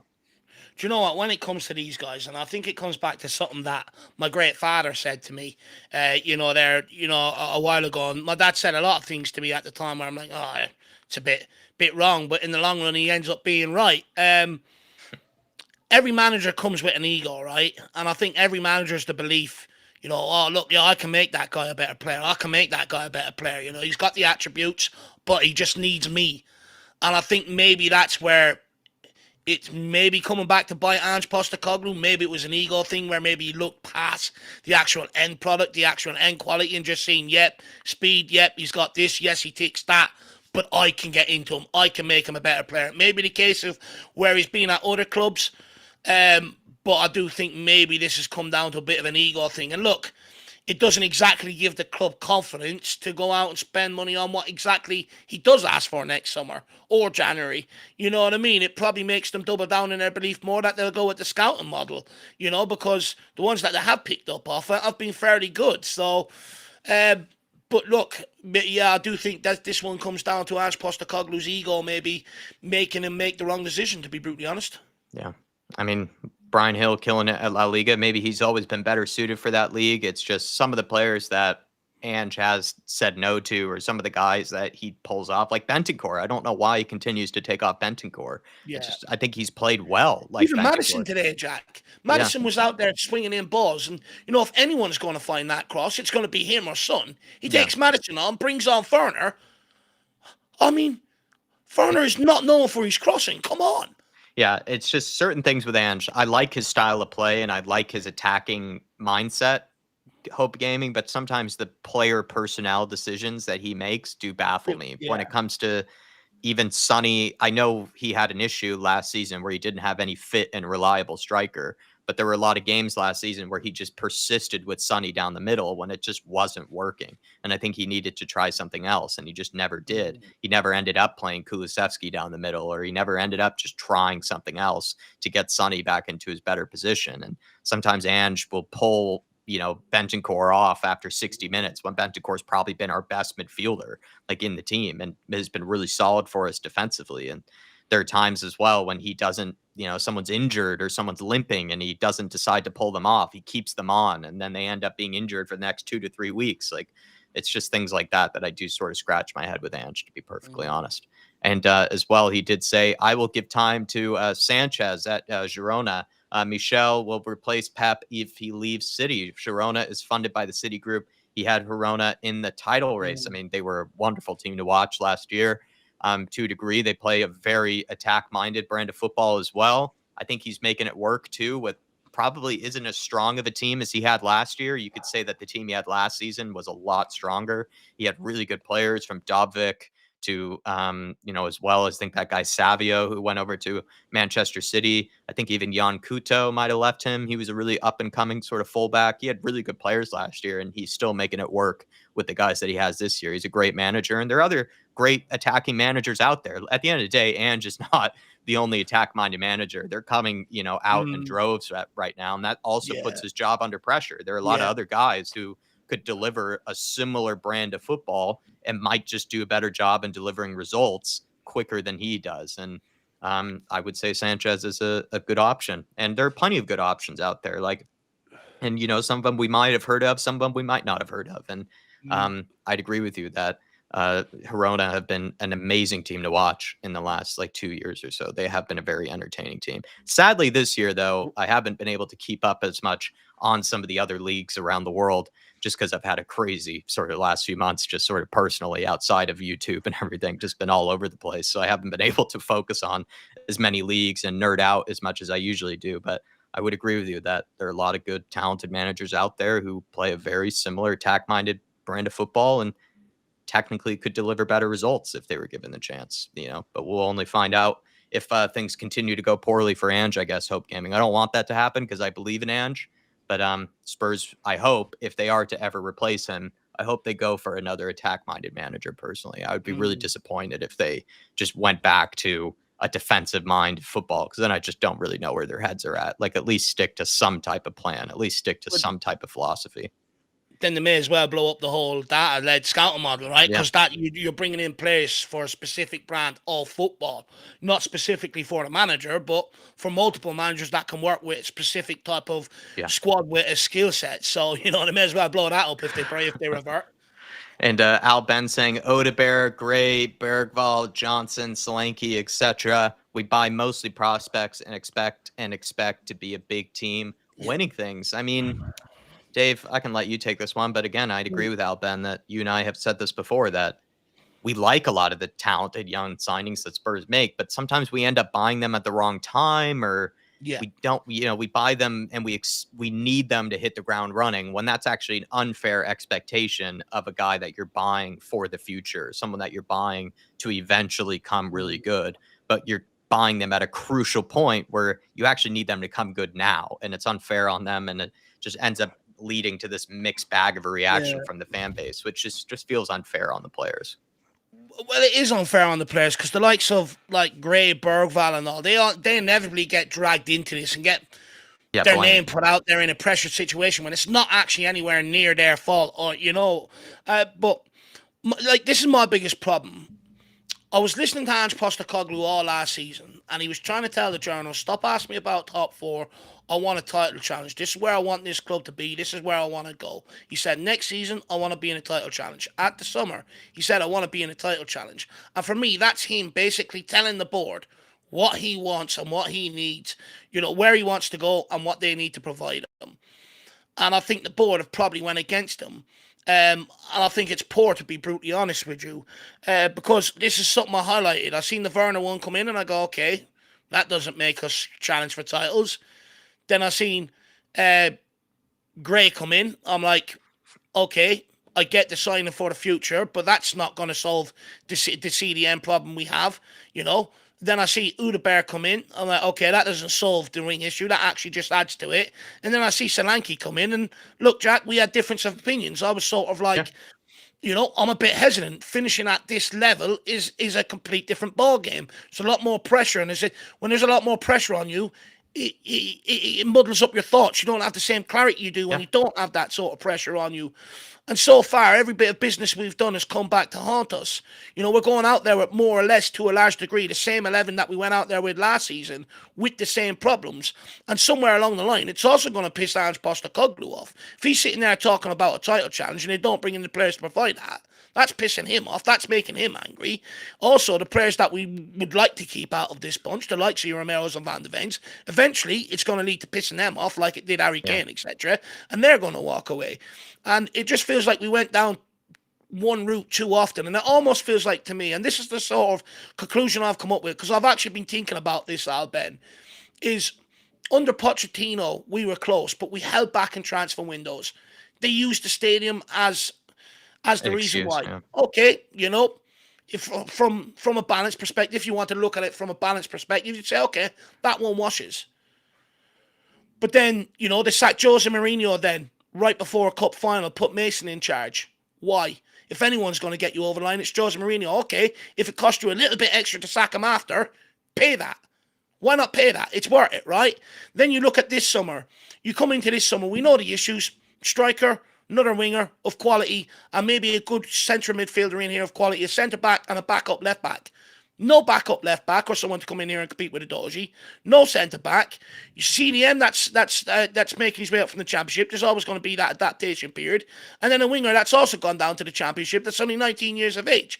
And then you bring in a striker. Okay, I'll give them a pass on Solanke because I understand they only had the homegrown window to work in. And, they ended up going for him over Ivan Toney. And Ivan Toney ended up going out to Saudi, which tells you where his head was at. Tottenham were never going to offer him that sort of money. But the reality is, all we do is we employ people and say great things, but all we do is piss them off and go against them. And it almost feels like to me now that Daniel Levy does not want the pressure of delivering a team that can win trophies season in, season out. when he's holding back this much, when he fires Jose before a cup final, and when what they've gone and done this summer, it almost just feels like to me that they'll do enough to keep us in and around the mix, keep us excited, but never actually really want to push us over the line or give the manager all the tools they need to make the job easier. And it's really frustrating. But most people didn't really want to hear my concerns in the summer. Hopefully, at least they can try and maybe understand where I was coming from now. I wasn't being negative for the sake of being negative. I seen us sleepwalking into this. Yeah, no, it did feel that way. In the case of some of these guys, Alban, I think we just can't be too harsh on them because they weren't brought in, or they are players that are more for the future, and yet we brought them in for the here and now, and it just feels like it's unfair on them, to be honest, at least in my opinion. With Solanke, I'd actually argue, and Johnson, I'd argue that you don't need to give them that excuse. They kind of should be more or less for the here and now. Whether you think they're good enough for the here and now or not is a different debate, but they have had experience in the Premier League, and they should be able to come good sooner rather than later. Whereas with Bergvall, Gray, and Odebear, it's going to take time, but those were the signings we made, and we needed them to hit the ground running. And Ange isn't even using them, which is another issue in itself, right? That's a big problem to have. Hope Gaming saying this is why Pep dominates the league, because he has a whole squad who are La Liga mold. You can beat Premier League physicality with technical ability. 27 European finals, La Liga versus Premier League, and 27 wins for La Liga sides. I think there was that amazing stat with Real Madrid in the European finals where it was something like they hadn't lost, I think, a Champions League final or a European final in like 32 occasions or something like in a row, which is just absurd. And it's also the case with the Italians, that the Italians have an incredible record in finals when they're put in those situations. I think part of it has to do with tactics. I think Pep is just an incredible tactician. He just knows how to get things right on a consistent basis. He knows how to basically dominate games without conceding too many chances to the opposition. And then he usually has amazing players that know what to do. He is the best in class, and he's had that at every club he's basically been at. Maybe the one situation he failed at, you could argue, was Bayern Munich. At least that's in my opinion. I don't think he did as well as he should have when he was with that team. And with Man City, though, he's been gifted all of the players in the world to pick from, and he's won it with Erling Haaland. He's won it without Erling Haaland. He's done it on a consistent basis. And then you also look at some of the teams like Real Madrid and La Liga that are just outclassing every single European outfit on a consistent basis. But yeah, I just think Ange either needs amazing world class players in every single position in order for this system really to work, or you just need someone that can actually come in and find some sort of balance between, having a lackluster forward line while still having a really good defense. Because I personally think we do have, in personnel, I think we have a very good defense. I think we do have a good shot stopper in Vicario. He has issues from set pieces, but I do think he is a good shot stopper. We have one of the best right backs in the Premier League in Pedro Porro, one of the best center backs in the league in Van de Ven. I think Romero has struggled this season, but I do still think he is one of the best center backs in the league as well. Udogi, one of the best fullbacks in the league. Dragishin, the fact that he's a backup center back, I think we're lucky to have him as a backup center back because he does look to be a real talent and looks to be a real specimen. It's just that we're just not that flushed with amazing players like that throughout the whole team. You couldn't say that with the forward line where you have like a Dragishin level player that's sitting on the bench every single game just waiting for his chance. We don't. We have Timo Werner waiting on the bench, or we have Odebear waiting on the bench. And it's no disrespect to Odebear, but it's just not that sort of guy that, inspires a ton of confidence, especially with Timo Werner does not inspire a ton of confidence, when he comes in off the bench. And we just need top level forwards, in my opinion. Hope Gaming in order for this system to work. We have good defenders. We need top level forwards as well. And Pep has always had the best in class in almost every single position. And it's part of the reason his system works. But he also has enough experience in big games to get the tactics right and to know what to do and how to neutralize the opposition. Whereas Ange, I don't think Ange has had the experience as much as guys like Pep have had in games like this. He's still kind of learning as things go. I know he has a lot of experience like throughout times in other leagues, but I had said to Dave before, like last season, that I think part of the learning curve was also with Ange and kind of learning how to go through and navigate these games and try to figure out a way to get over the line to get results. And I'll be honest, I'm still kind of waiting for him to be able to do that, to be able to try to learn from mistakes and be able to get results. But The I thing don't is know. as well, We can't all have Pep, that's just how it is. There's only one Pep.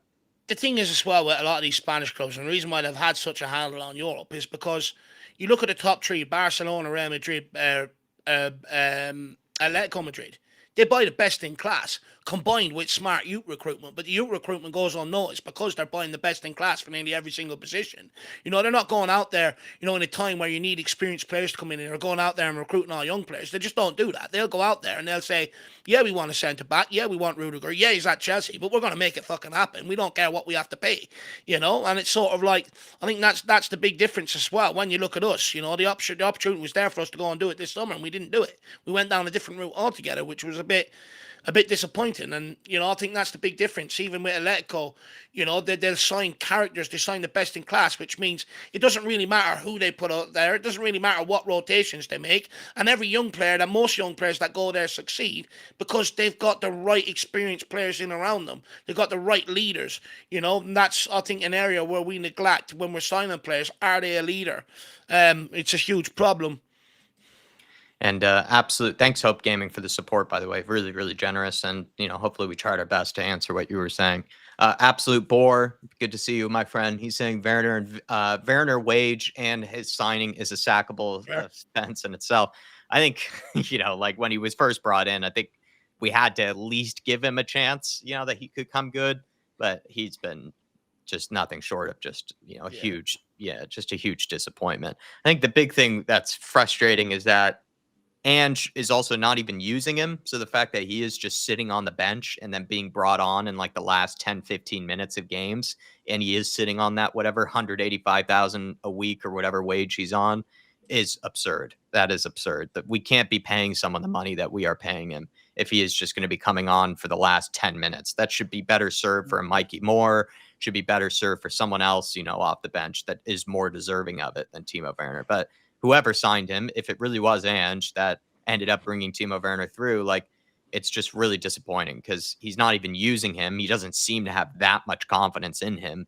And he's brought him in on massive, massive wages. And it's also them blocking up the pathway for someone who's probably better, like a Mikey Moore, or someone else in the forward line that's in our academy to come through and get their chance. So it's wrong on a lot of levels. It's wrong on a lot of levels. As well, it was also the timing of it so early in the transfer window. I mean, look, let's be brutally honest. Nobody was in for Timo Werner bar Tottenham.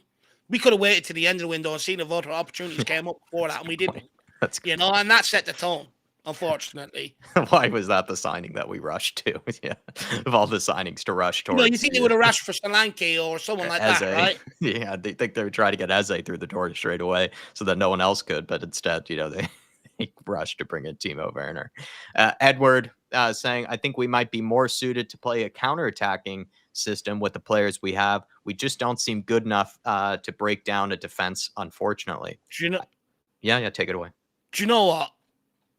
I understand what he's saying, right? You look at it now. The players we've got, Udebert, Johnson, Werner, they prefer space, right? Ideally, what he's talking about is bringing teams onto us and hitting them on the counter.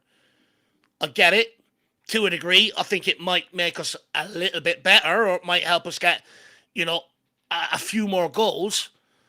But I still think largely we're going to have a lot of the same problems. Not every team is going to come to play let us play that counter-attacking style. There are teams that are going to sit back against us and the onus will be on us to break them down and stuff. But not only that, where I really struggle to understand this, Spurs fans spent 3 years chasing Jose, Conte and Nuno out of the club because they hated the style of play. They hated the counter-attacking football. We're Tottenham. We want to play this way. This is the brand of football we should be playing.